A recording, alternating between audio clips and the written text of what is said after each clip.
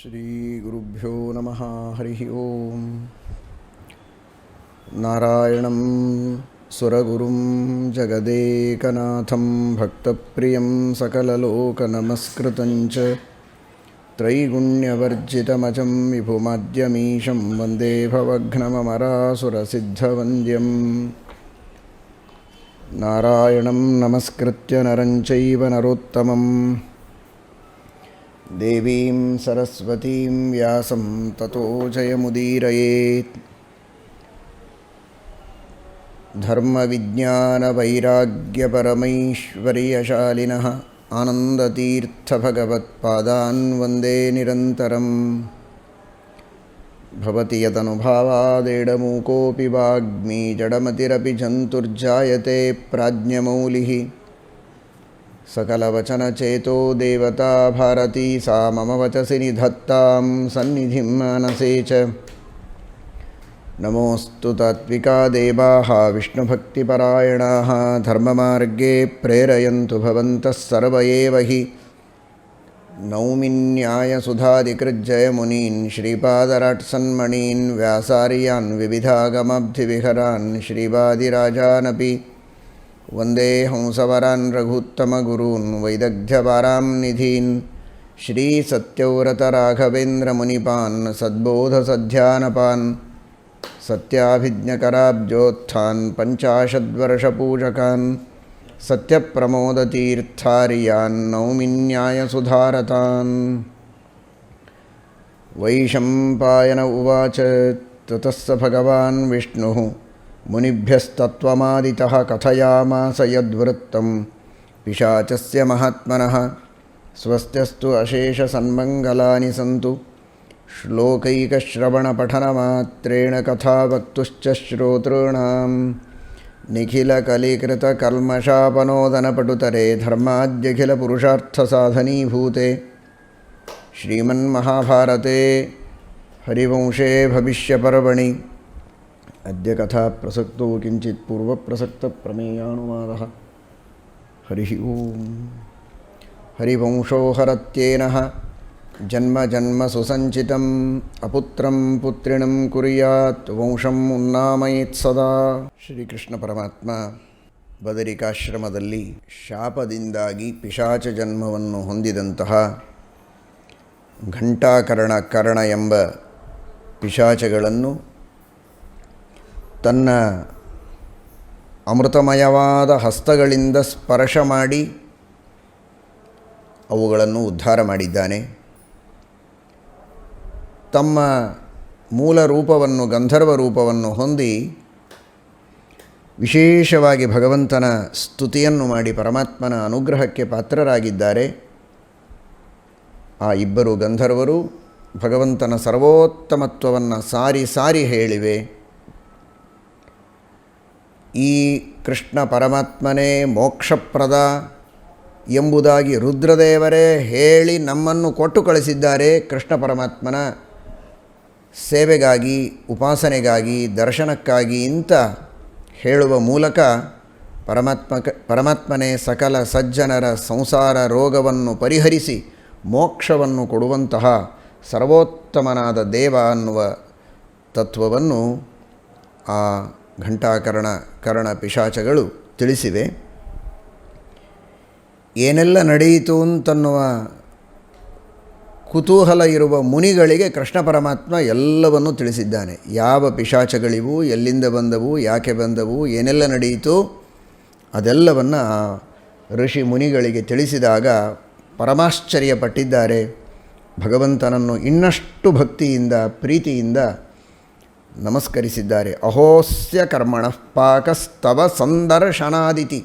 ನಿನ್ನ ದರ್ಶನ ಮಾತ್ರದಿಂದ ಇವರ ಎಲ್ಲ ಕರ್ಮಗಳ ಪಾಪಗಳ ಮೋಚನೆ ಆಯಿತಲ್ಲ.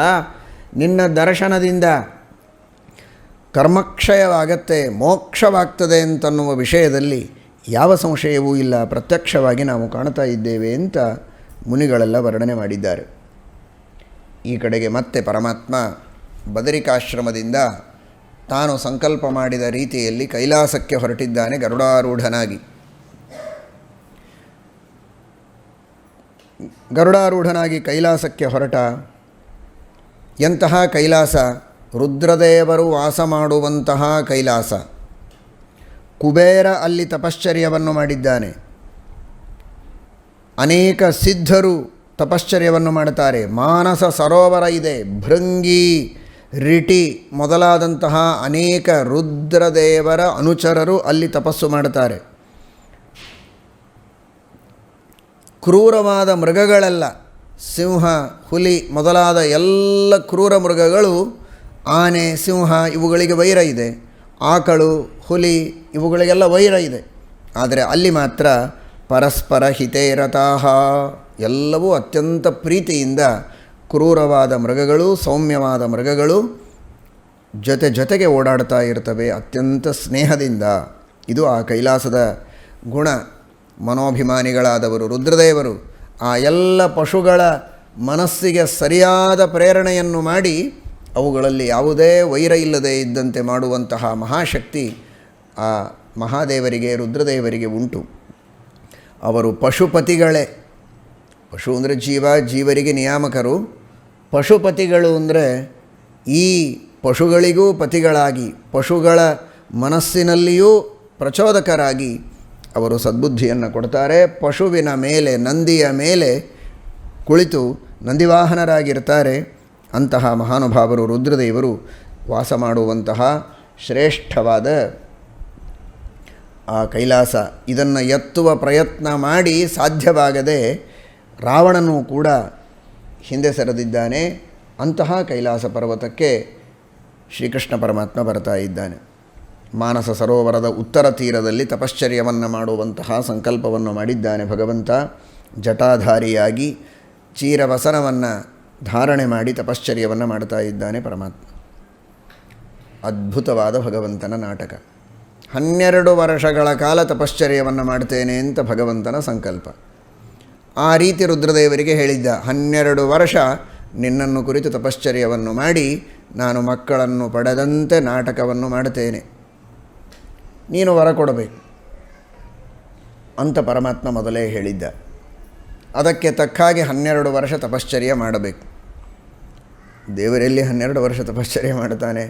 ಪರಮಾತ್ಮ ಹೇಳಿದ, ನಾನು ಒಂದೇ ದಿವಸ ತಪಶ್ಚರ್ಯ ಮಾಡೋದು, ಒಂದೇ ದಿನ ತಪಶ್ಚರ್ಯ ಮಾಡೋದು. ಆ ಒಂದು ದಿನದೊಳಗೆ 12 ವರ್ಷಗಳಲ್ಲಿ ಏನಾಗಬೇಕೋ ಗ್ರಹಗಳ ಗತಿ ಅದೆಲ್ಲ ಆಗಿರಬೇಕು. ಒಂದು ರಾಶಿಯಿಂದ ಇನ್ನೊಂದು ರಾಶಿಗೆ ಬೃಹಸ್ಪತಿ ಹೋಗಬೇಕಾದರೆ, ಗುರು ಬೃಹಸ್ಪತಿ ತಾನು ಒಂದು ರಾಶಿಯಿಂದ ಇನ್ನೊಂದು ರಾಶಿಯಲ್ಲಿ ಪ್ರವೇಶ ಮಾಡುವುದಕ್ಕೆ 1 ವರ್ಷ ಬೇಕು.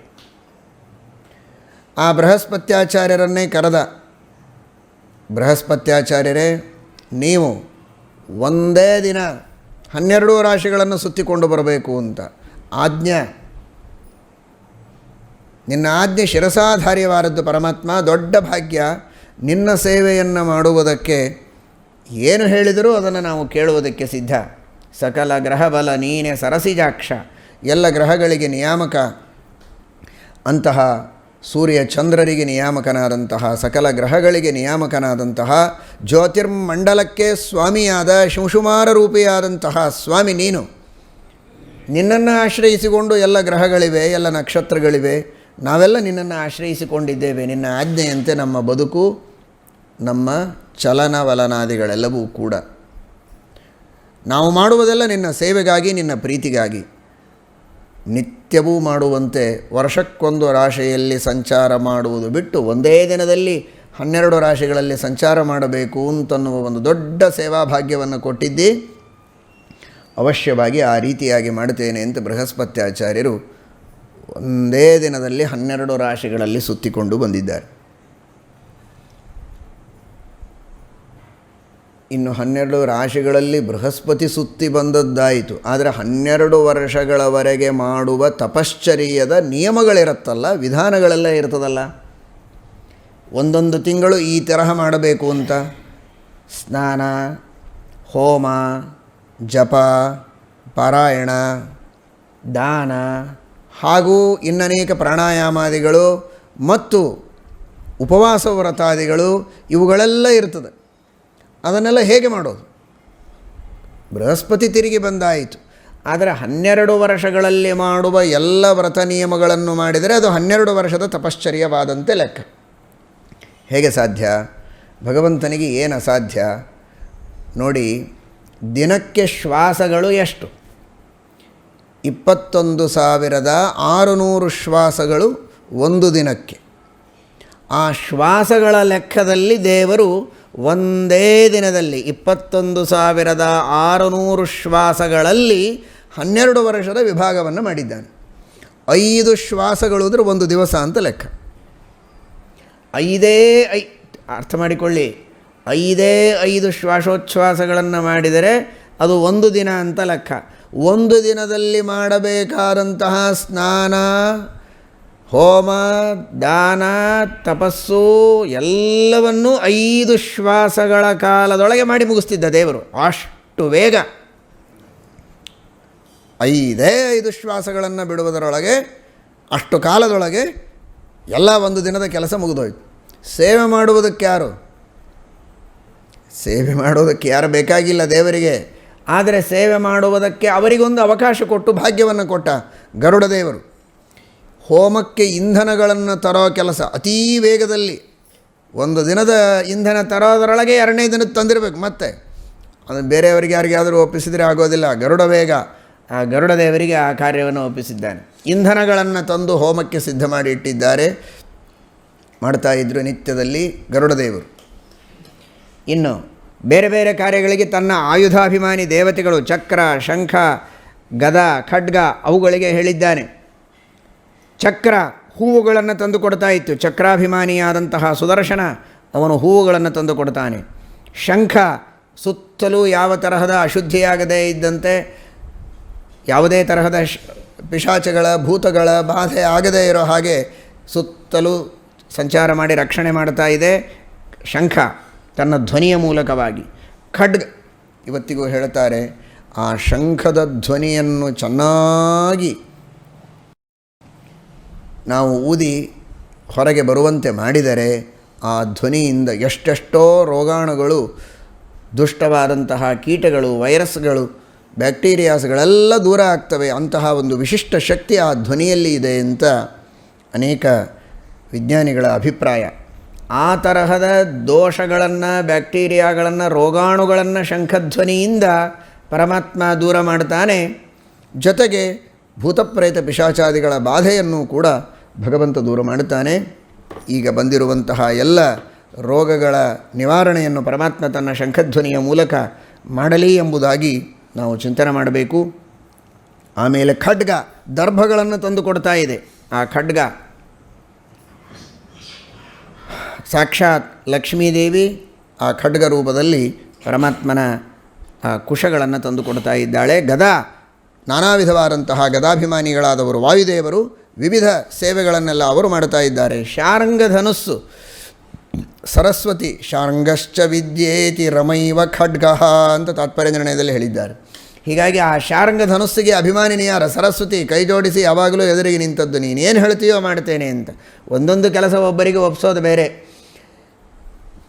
ಎಕ್ಸ್ಟ್ರಾ ಏನಾದರೂ ಕಾರ್ಯಗಳಿದ್ದರೂ ಕೂಡ ಅದನ್ನು ಮಾಡುವುದಕ್ಕೆ ಸರಸ್ವತಿ ಎದುರಿಗೆ ಯಾವಾಗಲೂ ನಿಂತಿದ್ದಳಂತೆ ಕೈ ಜೋಡಿಸಿಕೊಂಡು. ಈ ರೀತಿ ನಾನಾ ವಿಧವಾದ ಸೇವೆಗಳನ್ನು ದೇವಾಧಿದೇವತೆಗಳೆಲ್ಲ ಋಷಿಗಳು ಮುನಿಗಳು ಮಾಡ್ತಾ ಇದ್ದಾರೆ. ಹೀಗೆ ಪರಮಾತ್ಮ ಆ ವ್ರತವನ್ನು ಮಾಡಿದ. 5 ಶ್ವಾಸಗಳ ಕಾರ್ಯ, 5 ಶ್ವಾಸಗಳಾಗುವಷ್ಟು ಕಾಲದಲ್ಲಿ ಒಂದು ದಿನದ ಕಾರ್ಯವನ್ನು ಮಾಡ್ತಾ ಇದ್ದ. ಹಾಗಾದರೆ 150 ಶ್ವಾಸಗಳು ಅಂತಂದರೆ ಒಂದು ತಿಂಗಳಿದ್ದಂತೆ ಲೆಕ್ಕ. 1800 ಶ್ವಾಸಗಳು ಅಂತಂದರೆ ಒಂದು ವರ್ಷ ಅಂತ ಲೆಕ್ಕ. 21,600 ಶ್ವಾಸಗಳು ಅಂತಂದರೆ 12 ವರ್ಷ ಅಂತ ಆಯಿತು. ಹಾಗಾದರೆ ಒಂದೇ ದಿನದಲ್ಲಿ 12 ವರ್ಷಗಳಲ್ಲಿ ಮಾಡಬೇಕಾದ ಎಲ್ಲ ವ್ರತ ನಿಯಮ ಉಪವಾಸಾದಿಗಳನ್ನು ದೇವರು ತಾನು ಮಾಡಿ 12 ವರ್ಷದ ವ್ರತ ಮುಗಿಯಿತು ಅಂತ ಮಾಡಿಬಿಟ್ಟ. ಈ ರೀತಿ ಆಯಿತು. ನಿಜವಾಗಿ ಎಲ್ಲ ವ್ರತ ನಿಯಮಗಳನ್ನು ಚೆನ್ನಾಗಿ ನಿಯಮಬದ್ಧವಾಗಿ ಪಾಲನೆ ಮಾಡಿದರೇನೇ ವರ ಸಿಗೋದು ಬಹಳ ಕಷ್ಟ ಇದೆ. ಮತ್ತೇನಾದರೂ ಲೋಪದೋಷಗಳಾಗಿರುತ್ತದೆ ಅಂತ ಹೇಳಿ ಆ ವರ ಸಿಗುವುದರೊಳಗೆ ಹೆಚ್ಚು ಕಡಿಮೆ ಆಗುತ್ತೆ. ಅಷ್ಟು ಸೂಕ್ಷ್ಮವಾಗಿರುತ್ತದೆ. ಅದರಲ್ಲಿಯೂ ವಿಶೇಷವಾಗಿ ಇಂತಹ ಕಾಮನೆಗಳನ್ನಿಟ್ಟುಕೊಂಡು ವ್ರತ ಮಾಡಿದಾಗ, ಸಕಾಮವಾದ ವ್ರತ ಮಾಡಿದರೆ ಆದರೆ ಪರಮಾತ್ಮ 12 ವರ್ಷ ಮಾಡಬೇಕಾದ ವ್ರತವನ್ನು ಸ್ವಲ್ಪ ಅಲ್ಪ ಸಂಕೋಚ ಅಲ್ಲ, ಅತಿ ಮಹಾ ಸಂಕೋಚ ಮಾಡಿ ಒಂದೇ ದಿನದೊಳಗೆ ಮಾಡಿದ್ದಾನೆ. ಇದರಿಂದೇ ಗೊತ್ತಾಗತ್ತೆ ನಿಜವಾಗಿಯೂ ರುದ್ರದೇವರನಿಂದ ವರ ಪಡೆಯೋದಕ್ಕೆ ಮಾಡಿದ ವ್ರತವೇ ಅಲ್ಲ, ಇದು ನಾಟಕಕ್ಕಾಗಿ ಮಾಡಿದ ವ್ರತ. ನಾಟಕದಲ್ಲಿ ಹೇಗಿರುತ್ತೆ ನೋಡಿ, ನಾಟಕದಲ್ಲಿ ಹೇಗಿರುತ್ತೆ, ಹೀಗೆ ಬರೋದರೊಳಗೆ ಮಗು ಹುಟ್ಟಿತು ಅಂತ ತೋರಿಸ್ತಾರೆ, ಅಷ್ಟರೊಳಗೆ ಮದುವೆ ಆಗ್ತದೆ, ಮಕ್ಕಳಾಗ್ತಾರೆ, ಮೊಮ್ಮಕ್ಕಳಾಗಿ ಮರಿಮಕ್ಕಳಾಗಿ ಬಿಡ್ತಾರೆ. ಒಂದು ತಾಸಿನ ನಾಟಕದೊಳಗೆ ಎಲ್ಲ ಮುಗಿದು ಹೋಗ್ಬಿಡ್ತದೆ. ಯಾಕೆ ಏನು ಇದಿಷ್ಟು ಬೇಗ, ಹೇಗೆ ಇದೀಗ ಶಿಶು ಹುಟ್ಟಿದ ಹಾಗೆ ತೋರಿಸಿದರು, ಈಗ ಮದುವೆ ಹೇಗಾಯಿತು ಇಷ್ಟು ಬೇಗ, ಮಕ್ಕಳು ಹೇಗಾದರು ಅಂದರೆ ಇದು ನಾಟಕ ರೀ ಅಂತ ಉತ್ತರ ಕೊಡ್ತಾರಾ ಇಲ್ವಾ? ಅದೇ ಉತ್ತರ ಇಲ್ಲಿ. ಇಷ್ಟು ಬೇಗ ಹೇಗೆ 12 ವರ್ಷದ ವ್ರತ ಆಯಿತು, ಇದು ನಾಟಕ ರೀ, ಇದು ನಿಜವಾದ ವ್ರತ ಅಲ್ವೇ ಅಲ್ಲ, ಇದು ನಾಟಕ. ಆದರೆ ಆ ನಾಟಕದಲ್ಲಿಯೂ ಅಷ್ಟೆಲ್ಲ ಅದ್ಭುತವಾದ ರೀತಿಯೊಳಗೆ ವೇಗದಿಂದ ಪರಮಾತ್ಮ ಅದನ್ನೆಲ್ಲ ಮಾಡಿ ತೋರಿಸಿದ ಅನ್ನೋದು ಅವನ ಅಚಿಂತ್ಯ ಅದ್ಭುತವಾದಂತಹ ಶಕ್ತಿ. ಆ ರೀತಿ ಪರಮಾತ್ಮ ವ್ರತವನ್ನು ಮಾಡಿದ್ದಾನೆ. ಪರಮಾತ್ಮನ ದರ್ಶನಕ್ಕಾಗಿ ಬಂದಿದ್ದಾರೆ ನೋಡಿ. ಆ ಭಗವಂತ ವ್ರತ ಮಾಡ್ತಾ ಇದ್ದದ್ದನ್ನು ನೋಡಿ ಎಲ್ಲರೂ ಬಂದಿದ್ದಾರೆ. ಪರಮಾತ್ಮ ಉಪನಿಷತ್ತಿನ ಪಾರಾಯಣ ಮಾಡ್ತಾ ಇದ್ದಂತೆ. ಆರಣ್ಯಕಂ ಪಠನ್ ವಿಷ್ಣು ಸಾಕ್ಷಾತ್ ಸರ್ವೇಶ್ವರೋ ಹರಿಹಿ. ಈ ಒಂದು ತಪಸ್ಸಿನ ಬಗ್ಗೆ ಹೇಳುವ ಪ್ರಕರಣದಲ್ಲಿ ಗಮನಿಸಬೇಕಾದ ಒಂದು ಅಂಶ, ಹೆಜ್ಜೆ ಹೆಜ್ಜೆಗೆ ಪರಮಾತ್ಮನನ್ನು ಸರ್ವೇಶ್ವರ ಸರ್ವೇಶ್ವರ ವಿಶ್ವೇಶ್ವರ ಸರ್ವೇಶ್ವರ ಅಂತ ಮೇಲಿಂದ ಮೇಲೆ ಹೇಳ್ತಾರೆ. ಅಂದರೆ ಪುನಃ ಪುನಃ ಹರಿವಂಶ ನಮಗೆ ದೃಢಪಡಿಸ್ತಾ ಇದೆ, ಪರಮಾತ್ಮ ಸರ್ವೋತ್ತಮ. ರುದ್ರದೇವರನ್ನು ಕುರಿತು ತಪಸ್ಸು ಮಾಡಿ ವರ ಪಡೆದದ್ದು ರುದ್ರದೇವರ ಅನುಗ್ರಹಕ್ಕಾಗಿ ಸರ್ವಥಾ ಅಲ್ಲ, ಅವನು ಸರ್ವೇಶ್ವರ ಸರ್ವೇಶ್ವರ ಕೇವಲ ಮೋಹನಕ್ಕಾಗಿ ಇದನ್ನು ಮಾಡಿದ್ದಾನೆ ಅಂತ ಸ್ಪಷ್ಟವಾಗಿ ಹರಿವಂಶ ನಮಗೆ ತಿಳಿಸುವುದಕ್ಕೆ ಈ ವಿಶೇಷಣಗಳನ್ನು ಇನ್ನಿತರ ಅಧ್ಯಾಯಗಳಲ್ಲಿ ಇಷ್ಟಾಗಿ ಬಳಸದೆ ಇಲ್ಲಿ ಬಳಸುವ ಮೂಲಕ ಅದನ್ನು ನಮಗೆ ತೋರಿಸಿಕೊಡ್ತಾರೆ. ಮತ್ತೆ ಬಂತು ನೋಡಿ, ದ್ರಷ್ಟುಂ ಸರ್ವೇಶ್ವರಂ ವಿಷ್ಣುಂ. ಆ ಸರ್ವೇಶ್ವರನಾದ ಪರಮಾತ್ಮನನ್ನು ನೋಡುವುದಕ್ಕೆ ಇಂದ್ರ, ವರುಣ, ವಸು, ರುದ್ರ, ಆದಿತ್ಯ ಎಲ್ಲ ದೇವತೆಗಳು ಬಂದಿದ್ದಾರೆ. ಬರುವುದಷ್ಟೇ ಅಲ್ಲ, ಬಂದವರು ಏನಂತಾರೆ, ಆಶ್ಚರ್ಯಂ ಖಲು ಪಶ್ಯಧ್ವಂ ನ ಭೂತಂ ನ ಭವಿಷ್ಯತಿ ಯೋಗಿಧ್ಯೇಯ ಸ್ವಯಂ ಕೃಷ್ಣ ಯತ್ತಪ್ಯತಿ ಗುರು ಸ್ವಯಂ.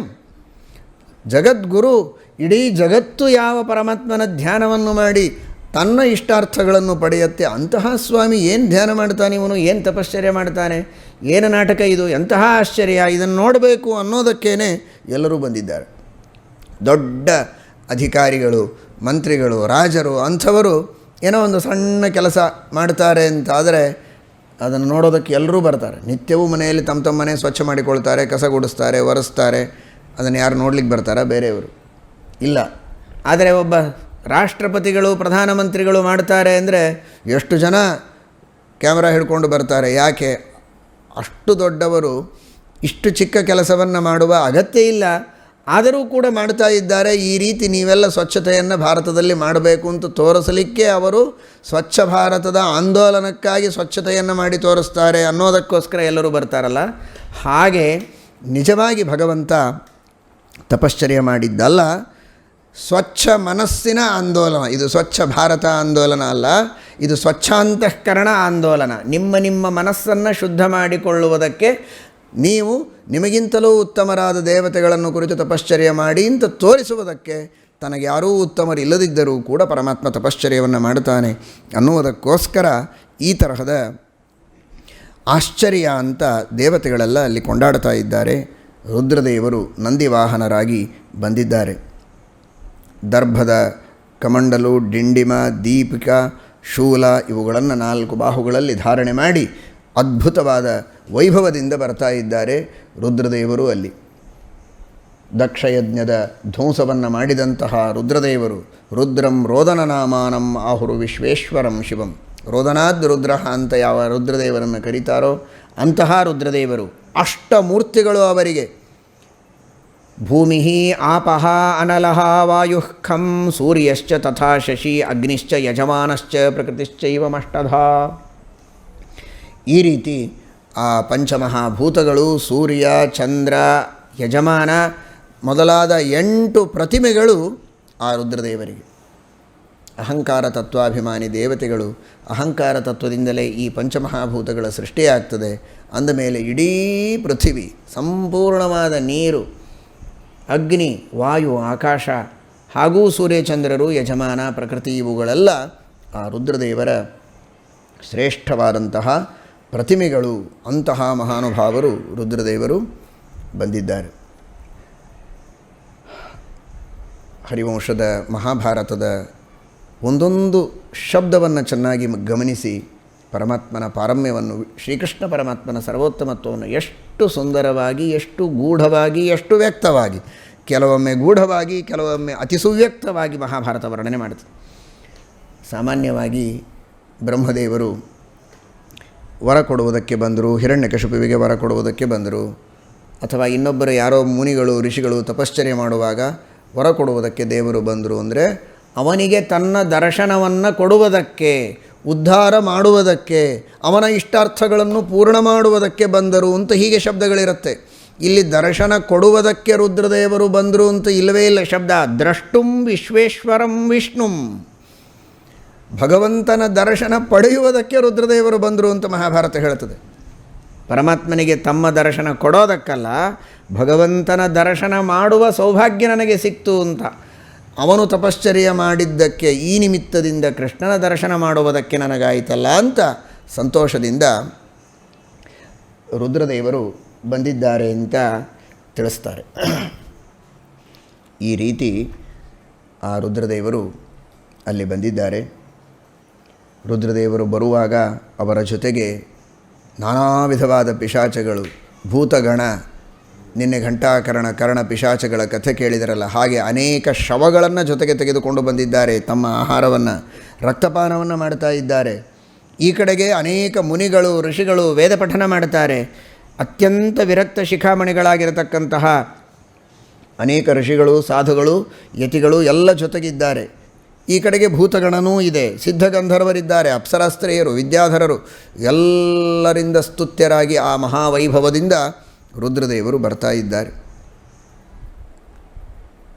ಯತ್ರ ವಿಶ್ವೇಶ್ವರೋ ವಿಷ್ಣುಸ್ತಪಸ್ತೇಪೇ ಸುದಾರುಣಂ, ಆ ಭಗವಂತ ತಪಸ್ಸು ಮಾಡುವಂತಹ ಸ್ಥಳದಲ್ಲಿ ಬರ್ತಾರೆ.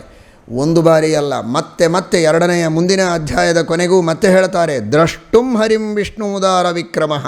ಆ ಭಗವಂತನ ದರ್ಶನ ಪಡೆದು ತಾವು ಧನ್ಯರಾಗುವುದಕ್ಕೆ ರುದ್ರದೇವರು ಅತ್ಯಂತ ಉತ್ಸಾಹದಿಂದ ಬರ್ತಾ ಇದ್ದಾರೆ. ಬೇಗ ಬೇಗ ಭಗವಂತ ಆ ರುದ್ರಾಂತರ್ಗತವಾದ ತನ್ನದೇ ಆದಂತಹ ಶಿವನಾಮಕವಾದ ರೂಪ, ಈ ಮಾತನ್ನು ರುದ್ರದೇವರೇ ಮುಂದಿನ ಅಧ್ಯಾಯಗಳಲ್ಲಿ ತಿಳಿಸುವವರಿದ್ದಾರೆ. ನೀನೇ ನಮ್ಮಲ್ಲಿ ನಿಂತು ಸಂಹಾರಾಧಿಕಾರಿಗಳನ್ನು ಮಾಡಿಸ್ತೀಯ ಅಂತ. ಅಂತಹ ರುದ್ರಾಂತರ್ಯಾಮಿಯಾದ ರುದ್ರನಾಮಕವಾದ ರುಜಂ ದ್ರಾವಯತೆ ಯಸ್ಮಾತ್ ರುದ್ರಸ್ತಸ್ಮಾತ್ ಜನಾರ್ದನಃ,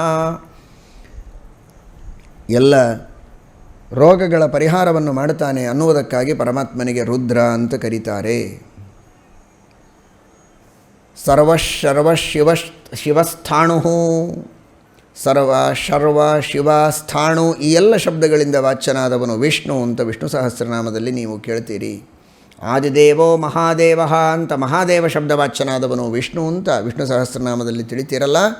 ಅಂತಹ ಶಿವ, ಮಹಾದೇವ, ಶರವ, ಸ್ಥಾಣು ಇತ್ಯಾದಿ ಶಬ್ದಗಳಿಂದ ವಾಚ್ಯನಾಗಿರುವಂತಹ ಪರಮಾತ್ಮ ರುದ್ರದೇವರ ಆ ತನ್ನದೇ ಆದಂತಹ ರುದ್ರಾಂತರ್ಯಾಮಿಯಾದ ರೂಪವನ್ನು ಭಗವಂತ ಸ್ತೋತ್ರ ಮಾಡ್ತಾ ಇದ್ದಾನೆ.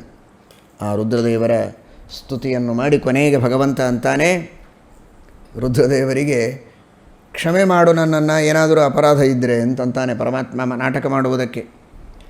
ಪ್ರಕಾಶಂಕುರು ಚಾತ್ಮಾನಂ ಅಪ್ರಕಾಶಂಚ ಮಾಂಕುರು, ನಿನ್ನ ಪ್ರಕಾಶ ಲೋಕದಲ್ಲಿ ಆಗುವಂತೆ, ನನ್ನ ಪ್ರಕಾಶ ಆಗದಿರುವಂತೆ ಮಾಡುವಂತೇನೆ ಪರಮಾತ್ಮ ರುದ್ರದೇವರಿಗೆ ಆಜ್ಞೆ ಮಾಡಿದ್ದು.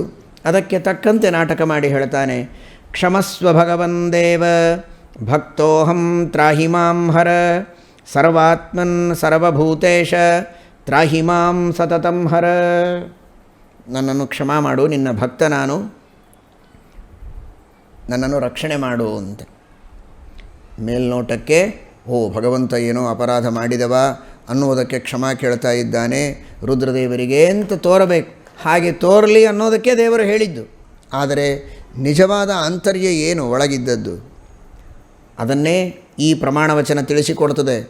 ಅಪ್ರಕಾಶಂಚ ಮಾಂಕುರು, ಎಲ್ಲರಿಗೂ ನನ್ನ ಮಹಿಮೆ ತಿಳಿಯುವುದು ಬೇಡ, ನಿಜವಾದ ಭಕ್ತರಿಗೆ ಯೋಗ್ಯರಿಗೆ ಮಾತ್ರ ನನ್ನ ಮಹಿಮೆ ತಿಳಿಯಲಿ, ಉಳಿದವರೆಲ್ಲರಿಗೂ ತಿಳಿಯುವುದು ಬೇಡ. ನೋಡಿ, ಈ ಶ್ಲೋಕದ ಅರ್ಥ ಎಷ್ಟು ಸುಂದರವಾಗಿದೆ. ನನಗೆ ಬಹಳ ಜನ ಭಕ್ತರಿದ್ದಾರೆ. ಭಕ್ತಿ ಮಾಡುವ ಯೋಗ್ಯತೆ ಇರುವಂಥ ಭಕ್ತರೂ ಇದ್ದಾರೆ, ಭಕ್ತಿ ಮಾಡುವ ಯೋಗ್ಯತೆ ಇಲ್ಲದೇ ಇರೋ ಭಕ್ತರೂ ಇದ್ದಾರೆ. ಅಂತಹ ದೊಡ್ಡ ಭಕ್ತರ ಗುಂಪು ನನಗಿದೆ. ಯೋಗ್ಯರೂ ಅದರೊಳಗಿದ್ದಾರೆ, ಅಯೋಗ್ಯರೂ ಇದ್ದಾರೆ. ಅದಕ್ಕಾಗಿ ನನ್ನನ್ನು ಭಕ್ತ ಅಂದರೆ ರುದ್ರದೇವರ ಭಕ್ತ ನಾನು ಅಂತ ಅರ್ಥ ಅಲ್ಲ. ಭಕ್ತೋಹಂ ಅನ್ನುವ ಶಬ್ದಕ್ಕೆ ಭಕ್ತಾಃ ಸಂತಿ ಅಸ್ಯ ಇತಿ ಭಕ್ತಃ. ನನಗೆ ಅನೇಕ ಭಕ್ತರಿದ್ದಾರೆ, ಯೋಗ್ಯ ಭಕ್ತರಿದ್ದಾರೆ, ಅಯೋಗ್ಯ ಭಕ್ತರಿದ್ದಾರೆ. ಇಂತಹ ಸಂದರ್ಭದಲ್ಲಿ ನೀವೇನು ಮಾಡಬೇಕು ಅಂದರೆ ನನ್ನನ್ನು ರಕ್ಷಣೆ ಮಾಡಬೇಕು. ಏನು ರಕ್ಷಣೆ ಮಾಡೋದು? ಅಯೋಗ್ಯರಾದ ಭಕ್ತರು ನನ್ನ ಉಪಾಸನೆ ಮಾಡದಂತೆ ಅವರಿಂದ ನನ್ನನ್ನು ರಕ್ಷಣೆ ಮಾಡು ಅಂತ. ಅದರ ಅರ್ಥ ಅಯೋಗ್ಯರಿಗೆ ನನ್ನ ಉಪಾಸನೆ ಮಾಡುವುದಕ್ಕೆ ಅವಕಾಶ ಕೊಡುವುದು ಬೇಡ. ಯೋಗ್ಯರಾದ ಭಕ್ತರು ಮಾತ್ರ ನನ್ನನ್ನು ಈ ಪುಸ್ತಕವನ್ನು ಚೆನ್ನಾಗಿ ರಕ್ಷಣೆ ಮಾಡಬೇಕಪ್ಪ. ಅರ್ಥ ಏನು? ಹರಿಯದೇ ಇದ್ದಾಗ ರಕ್ಷಣೆ ಮಾಡಬೇಕು ಅನ್ನೋದಲ್ಲ. ಈ ಪುಸ್ತಕವನ್ನು ಯಾರು ಓದಬೇಕೋ ಅವರು ಓದಲಿ. ಓದುವ ಯೋಗ್ಯತೆ ಇಲ್ಲದೇ ಇದ್ದವರ ಕೈಗೆ ಇದು ಸಿಗದೇ ಇರೋ ಹಾಗೆ ಇದನ್ನು ಚೆನ್ನಾಗಿ ಜೋಪಾನವಾಗಿಡು, ರಕ್ಷಣೆ ಮಾಡು ಅಂತ ಅರ್ಥ ಅದಕ್ಕೆ. ಹಾಗೆ ನನ್ನನ್ನು ರಕ್ಷಣೆ ಮಾಡುವುದ್ರೆ ನನಗೆ ಬಹಳ ಆಪತ್ತು ಇದೆ, ಕಷ್ಟ ಇದೆ, ನನ್ನನ್ನು ರಕ್ಷಣೆ ಮಾಡು ಅಂತಲ್ಲ. ನನ್ನ ಭಕ್ತರ ಗುಂಪಿನಲ್ಲಿ ಯೋಗ್ಯರು ಅಯೋಗ್ಯರು ಎಲ್ಲರೂ ಸೇರಿಕೊಂಡಿದ್ದಾರೆ. ಅದರೊಳಗೆ ಯೋಗ್ಯರಾದವರಿಗೆ ಮಾತ್ರ ನನ್ನ ಉಪಾಸನೆ ಮಾಡುವ ಒಂದು ಅವಕಾಶ ಸಿಗಬೇಕು, ಅಯೋಗ್ಯರಿಗೆ ಸಿಗಬಾರದು. ಅವರಿಗೆ ಸಿಗದಂತೆ ನನ್ನ ಸ್ವರೂಪವನ್ನು ಜೋಪಾನವಾಗಿ ಗುಪ್ತವಾಗಿ ರಕ್ಷಣೆ ಮಾಡು ಅಂತನ್ನುವ ಅಭಿಪ್ರಾಯದಲ್ಲಿ ಪರಮಾತ್ಮ ತ್ರಾಹಿಮಾಂ ಅಂತಾನೆ. ಅದು ಸರಿ, ತ್ರಾಹಿಮಾಂ ಅಂತ ಕೇಳಿದ್ದು ಸರಿ, ಕ್ಷಮಸ್ವ ಅಂತ ಯಾಕೆ ಕೇಳಿದ್ದು ಅಂತ ಅಲ್ಲ. ಈ ತರಹ ನಾನು ಮಾಡೋದು ಹೇಗೆ? ನೀನು ಸರ್ವೋತ್ತಮ, ಶ್ರೀಹರಿ ಸರ್ವೋತ್ತಮ, ವಿಷ್ಣು ಸಕಲ ವೇದಗಳಿಂದ ಸಕಲ ಶಾಸ್ತ್ರಗಳಿಂದ ನೀನು ಸರ್ವೋತ್ತಮ ಅಂತ ಸಿದ್ಧನಾದಾಗ ನೀನು ಸರ್ವೋತ್ತಮನಲ್ಲ ಅಂತ ನಾನು ಹೇಗೆ ಪ್ರತಿಪಾದನೆ ಮಾಡೋದು? ಯಾವ ರೀತಿ ಆ ಅಯೋಗ್ಯರಾದ ಜನರಿಗೆ ನಾನು ಬೋಧನೆ ಮಾಡುವುದಕ್ಕೆ ಸಾಧ್ಯ ಅಂತ ಕೇಳಿದರೆ ಅದೆಲ್ಲ ನೀನು ಯಾಕೆ ಚಿಂತನೆ ಮಾಡ್ತಿ? ನಾನಿದ್ದೇನೆ, ಸರ್ವಸಮರ್ಥನಾದಂತಹ ನಾನು ನಿನಗೆ ಒಳಗೆ ಪ್ರೇರಕನಾಗಿದ್ದು ಆ ಕಾರ್ಯವನ್ನು ನಾನೇ ಮಾಡಿಸ್ತೇನೆ. ನನ್ನ ಆಜ್ಞೆಯಂತೆ ನೀನು ಮಾಡು, ನಿನಗೆ ಯಾವ ವಿಧವಾದ ದೋಷಗಳು ಅದರಿಂದ ಬರೋದಿಲ್ಲ ಅಂತ. ಕ್ಷಮ ಸ್ವ ಅಂತ ಸಂಬೋಧನ, ಅದು ಕ್ಷಮಸ್ವ ಕ್ರಿಯಾಪದ ಅಲ್ಲ. ಹೇ ಕ್ಷಮಸ್ವ. ಕ್ಷಮ ಅಂದರೆ ಸರ್ವಸಮರ್ಥನಾದ ಸ್ವತಂತ್ರನಾದಂತಹ ಪರಮಾತ್ಮನನ್ನು ಅಂತರ್ಯಾಮಿಯಾಗಿ ಪಡೆದ ನಿನಗೆ ಯಾಕದರ ಚಿಂತೆ? ಹೇ ಕ್ಷಮಸ್ವ ಶಿವ. ಸರ್ವಕ್ಷಮನಾದ, ಕ್ಷಮ ಅನ್ನುವುದು ವಿಷ್ಣು ಸಹಸ್ರನಾಮದಲ್ಲಿ ಪರಮಾತ್ಮನ ಹೆಸರು. ಕ್ಷಮ ಸರ್ವಸಮರ್ಥನಾದ ಸ್ವತಂತ್ರನಾಗಿರುವಂತಹ ಅಂತರ್ಯಾಮಿಯಾದ ನನ್ನನ್ನು ನಿಯಾಮಕನನ್ನಾಗಿ ಪಡೆದ ನಿನಗೆ ನನ್ನ ಪ್ರೇರಣೆ ಇರುವಾಗ ಯಾಕೆ ಚಿಂತೆ? ನಾನು ಹೇಳಿದಂತೆ ಮಾಡು, ಎಲ್ಲ ಕಾರ್ಯವೂ ಯಶಸ್ವಿಯಾಗ್ತದೆ ಮುಂದಾಗು ಅನ್ನುವ ಅರ್ಥದಲ್ಲಿ ಕ್ಷಮಸ್ವ ಭಗವನ್ ದೇವ ಭಕ್ತೋಹಂ ತ್ರಾಹಿಮಾಂಹರ ಎಂಬುದಾಗಿ ಪರಮಾತ್ಮ ಪ್ರಾರ್ಥನೆಯನ್ನು ಮಾಡಿದಂತೆ ನಾಟಕ ಮಾಡ್ತಾ ಇದ್ದಾನೆ. ವಸ್ತುತಃ ಆದೇಶವನ್ನು ಮಾಡ್ತಾ ಇದ್ದಾನೆ. ಈ ರೀತಿ ನೋಡಿ, ನಿಜವಾಗಿ ರುದ್ರದೇವರನ್ನು ಕುರಿತು ದೇವರು ಸ್ತುತಿಯನ್ನೇ ಮಾಡಿ ಪ್ರಾರ್ಥನೆಯನ್ನೇ ಮಾಡಿ ತಾನು ಚಿಕ್ಕವ ಅನ್ನುವುದಕ್ಕಾಗಿಯೇ ಅವನನ್ನು ಸಂತೋಷಪಡಿಸಿದ್ದರೆ ರುದ್ರದೇವರು ಅನುಗ್ರಹವನ್ನು ಮಾಡಬೇಕಾಗಿತ್ತು. ತಲೆಯ ಮೇಲೆ ಕೈ ಇಟ್ಟು, ತಲೆಯ ಮೇಲೆ ಕೈ ಇಟ್ಟಿಲ್ಲ. ಕರಂ ಕರೇಣ ಸಂಸ್ಪೃಶ್ಯ ರುದ್ರದೇವರು ಪರಮಾತ್ಮನ ಕೈಯನ್ನು ಹಿಡಿದುಕೊಂಡಿದ್ದಾರೆ, ಆಶೀರ್ವಾದವನ್ನು ಮಾಡಿಲ್ಲ. ನೀನು ಸರ್ವೋತ್ತಮ, ಯಾಕೆ ನನ್ನ ಸ್ತೋತ್ರವನ್ನು ಮಾಡ್ತೀ, ಪೂಜೆಯನ್ನು ಮಾಡ್ತೀ ಅಂತನ್ನುವ ಅರ್ಥದಲ್ಲಿ ರುದ್ರದೇವರಂತಾರೆ, ಕಿಮಿದಂ ದೇವದೇವೇಶ ಚಕ್ರಪಾಣೇ ಜನಾರ್ದನ ತಪಶ್ಚರ್ಯ ಕಿಮರ್ಥಂತೆ ಪ್ರಾರ್ಥನಾ ತವ ಕಾ ವಿಭೋ. ಯಾಕೆ ತಪಶ್ಚರ್ಯ, ಯಾಕೆ ನೀನು ಪ್ರಾರ್ಥನೆಯನ್ನು ಮಾಡ್ತೀ? ಸ್ವಯಂ ವಿಷ್ಣುರ್ಭವಾನ್ ನಿತ್ಯ ತಪಸ್ತ್ವಂ ತಪಸಂಹರೆ. ಜಗತ್ತಿನೊಳಗೆ ತಪಸ್ಸು ಮಾಡುವವರು ಅಂತ ಯಾರೆಲ್ಲ ಇದ್ದಾರೆ ಅವರೆಲ್ಲರ ತಪಸ್ಸಿಗೆ ಫಲಪ್ರದನಾದಂತಹ ವ್ಯಕ್ತಿ ನೀನು. ತಪಸ್ಸು ಮಾಡಿಸುವವನು ನೀನು, ತಪಸ್ಸಿಗೆ ಫಲ ಕೊಡುವವನು ನೀನು. ಹೀಗಿರುವಾಗ ನೀನು ಯಾಕೆ ಮತ್ತೆ ತಪಶ್ಚರ್ಯವನ್ನು ಮಾಡಬೇಕಾಗಿತ್ತು ಅಂತ ಸ್ವತಃ ರುದ್ರದೇವರೇ ಕೇಳ್ತಾ ಇದ್ದಾರೆ. ಇಲ್ಲ, ಮಕ್ಕಳಿಗಾಗಿ, ಮಕ್ಕಳನ್ನು ಪಡೆಯುವುದಕ್ಕಾಗಿ, ಮಗನನ್ನು ಪಡೆಯುವುದಕ್ಕಾಗಿ ತಪಶ್ಚರ್ಯವನ್ನು ಮಾಡ್ತಾ ಇದ್ದೀಯಾ ಅಂತ ಗೊತ್ತಾಯಿತು. ನಿನಗೆ ಮಗನನ್ನು ಕೊಡುವುದಕ್ಕೆ ನಾನು ಬೇಕೇ? ನಾನು ವರ ಕೊಡಬೇಕೇ ನಿನಗೆ? ನನಗಾಗಿ ನೀನು ತಪಶ್ಚರ್ಯ ಮಾಡಬೇಕೇ? ಬೇಕಾದಷ್ಟು ಇಡೀ ಜಗತ್ತಿನ ಸೃಷ್ಟಿಯನ್ನು ಮಾಡುವವನೇ ನೀನು. ಜಗತ್ತಿನಲ್ಲಿದ್ದವರೆಲ್ಲ ನಿನ್ನ ಮಕ್ಕಳೇ, ನಾವೆಲ್ಲ ನಿನ್ನಿಂದ ಹುಟ್ಟಿದವರು. ಹೀಗಿರುವಾಗ ನಿನಗೆ ಪುತ್ರನ ವರವನ್ನು ಕೊಡುವುದಕ್ಕೆ ನಾನ್ಯಾರು? ಇಷ್ಟಕ್ಕೂ ಮೀರಿ ಪ್ರದ್ಯುಮ್ನನನ್ನು ನೀನೇ ಮೊದಲೇ ನಿನ್ನ ಉದರದಿಂದ ಸೃಷ್ಟಿಯನ್ನು ಮಾಡಿದ್ದಿ.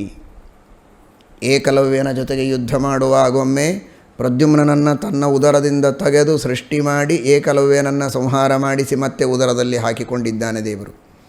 ಇದೀಗ ವಕ್ರ ಎಂಬಂತಹ ಒಬ್ಬ ಅಸುರ, ಬ್ರಹ್ಮದೇವರ ವರದಿಂದ ಅವಧ್ಯನಾದಂತಹ ಅಸುರ, ಆ ವಕ್ರನೆಂಬ ಅಸುರನನ್ನು ಸಂಹಾರ ಮಾಡುವುದಕ್ಕೆ ಪ್ರದ್ಯುಮ್ನನನ್ನು ಒಂದೇ ಕ್ಷಣದೊಳಗೆ ತನ್ನ ಉದರದಿಂದ ಹೊರಗೆ ತೆಗೆದು ಒಂದು ಕ್ಷಣದೊಳಗೆ ಅವನು ಯುವಕನಾಗಿ ಆ ವಕ್ರನೆಂಬ ಅಸುರನನ್ನು ಸಂಹಾರ ಮಾಡಿ ಪರಮಾತ್ಮನ ಆಜ್ಞೆಯಂತೆ ಅವನ ಎಲ್ಲ ಆ ವನವನ್ನೇ ಸುಟ್ಟು ಅಸುರನನ್ನೂ ನಾಶ ಮಾಡಿ, ಬ್ರಹ್ಮದೇವರ ವರದಿಂದ ಅವಧ್ಯನಾಗಿದ್ದರೂ ಪರಮಾತ್ಮನ ಅನುಗ್ರಹದ ಶಕ್ತಿ ಇದ್ದದ್ದರಿಂದ ಪ್ರದ್ಯುಮ್ನ ಆ ವಕ್ರನೆಂಬ ಅಸುರನನ್ನು ಅವನಿರುವ ವನವನ್ನು ಸುಟ್ಟು ಪುನಃ ಪರಮಾತ್ಮನ ಉದರದಲ್ಲಿ ಪ್ರವೇಶ ಮಾಡ್ತಾನೆ. ಒಂದು ಕ್ಷಣದೊಳಗೆ ಇಷ್ಟೆಲ್ಲ ಕೆಲಸ ಆಗ್ತದೆ.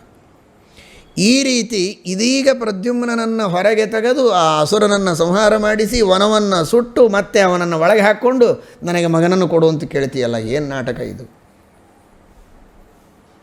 ಅದು ಎಲ್ಲರಿಗೆ ತೋರಿಸಿದ್ದಾರೆ ರುದ್ರದೇವರು. ಇದು ನೋಡಿ ಪರಮಾತ್ಮ ಮಾಡುವ ನಾಟಕ.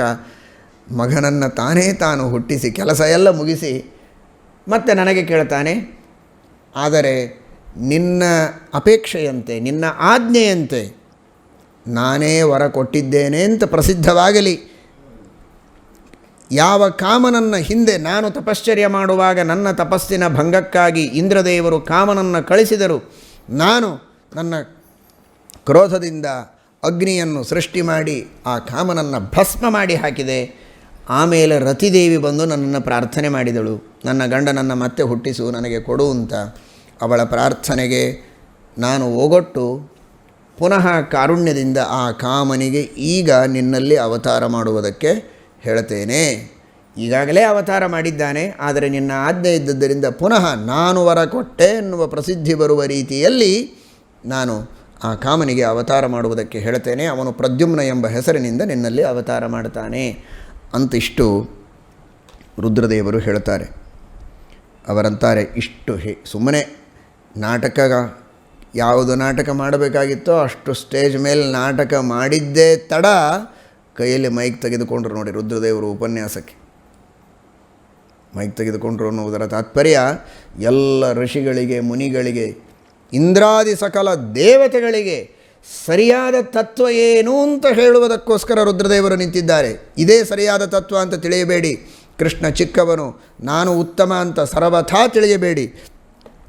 ಹರಿವಂಶ ಎಷ್ಟು ಸ್ಪಷ್ಟವಾಗಿ ಹೇಳ್ತದೆ ನೋಡಿ. ಯಾಕೆ ಈ ಮಾತನ್ನು ನಾನು ಮೇಲಿಂದ ಮೇಲೆ ಹೇಳೋದು ಅಂದರೆ, ಕೃಷ್ಣ ರುದ್ರದೇವರ ಸ್ತುತಿ ಮಾಡಿದ, ರುದ್ರದೇವರು ಕೃಷ್ಣನ ಸ್ತುತಿ ಮಾಡಿದರು, ಎರಡೂ ಪರಸ್ಪರವಾಗಿದೆ, ಇಬ್ಬರೂ ಒಂದೇ ಸಮಾನ ಅನ್ನುವ ಅರ್ಥವನ್ನು ಸರ್ವಥಾ ಇಲ್ಲಿ ತಿಳಿಯುವಂತೆ ಇಲ್ಲ.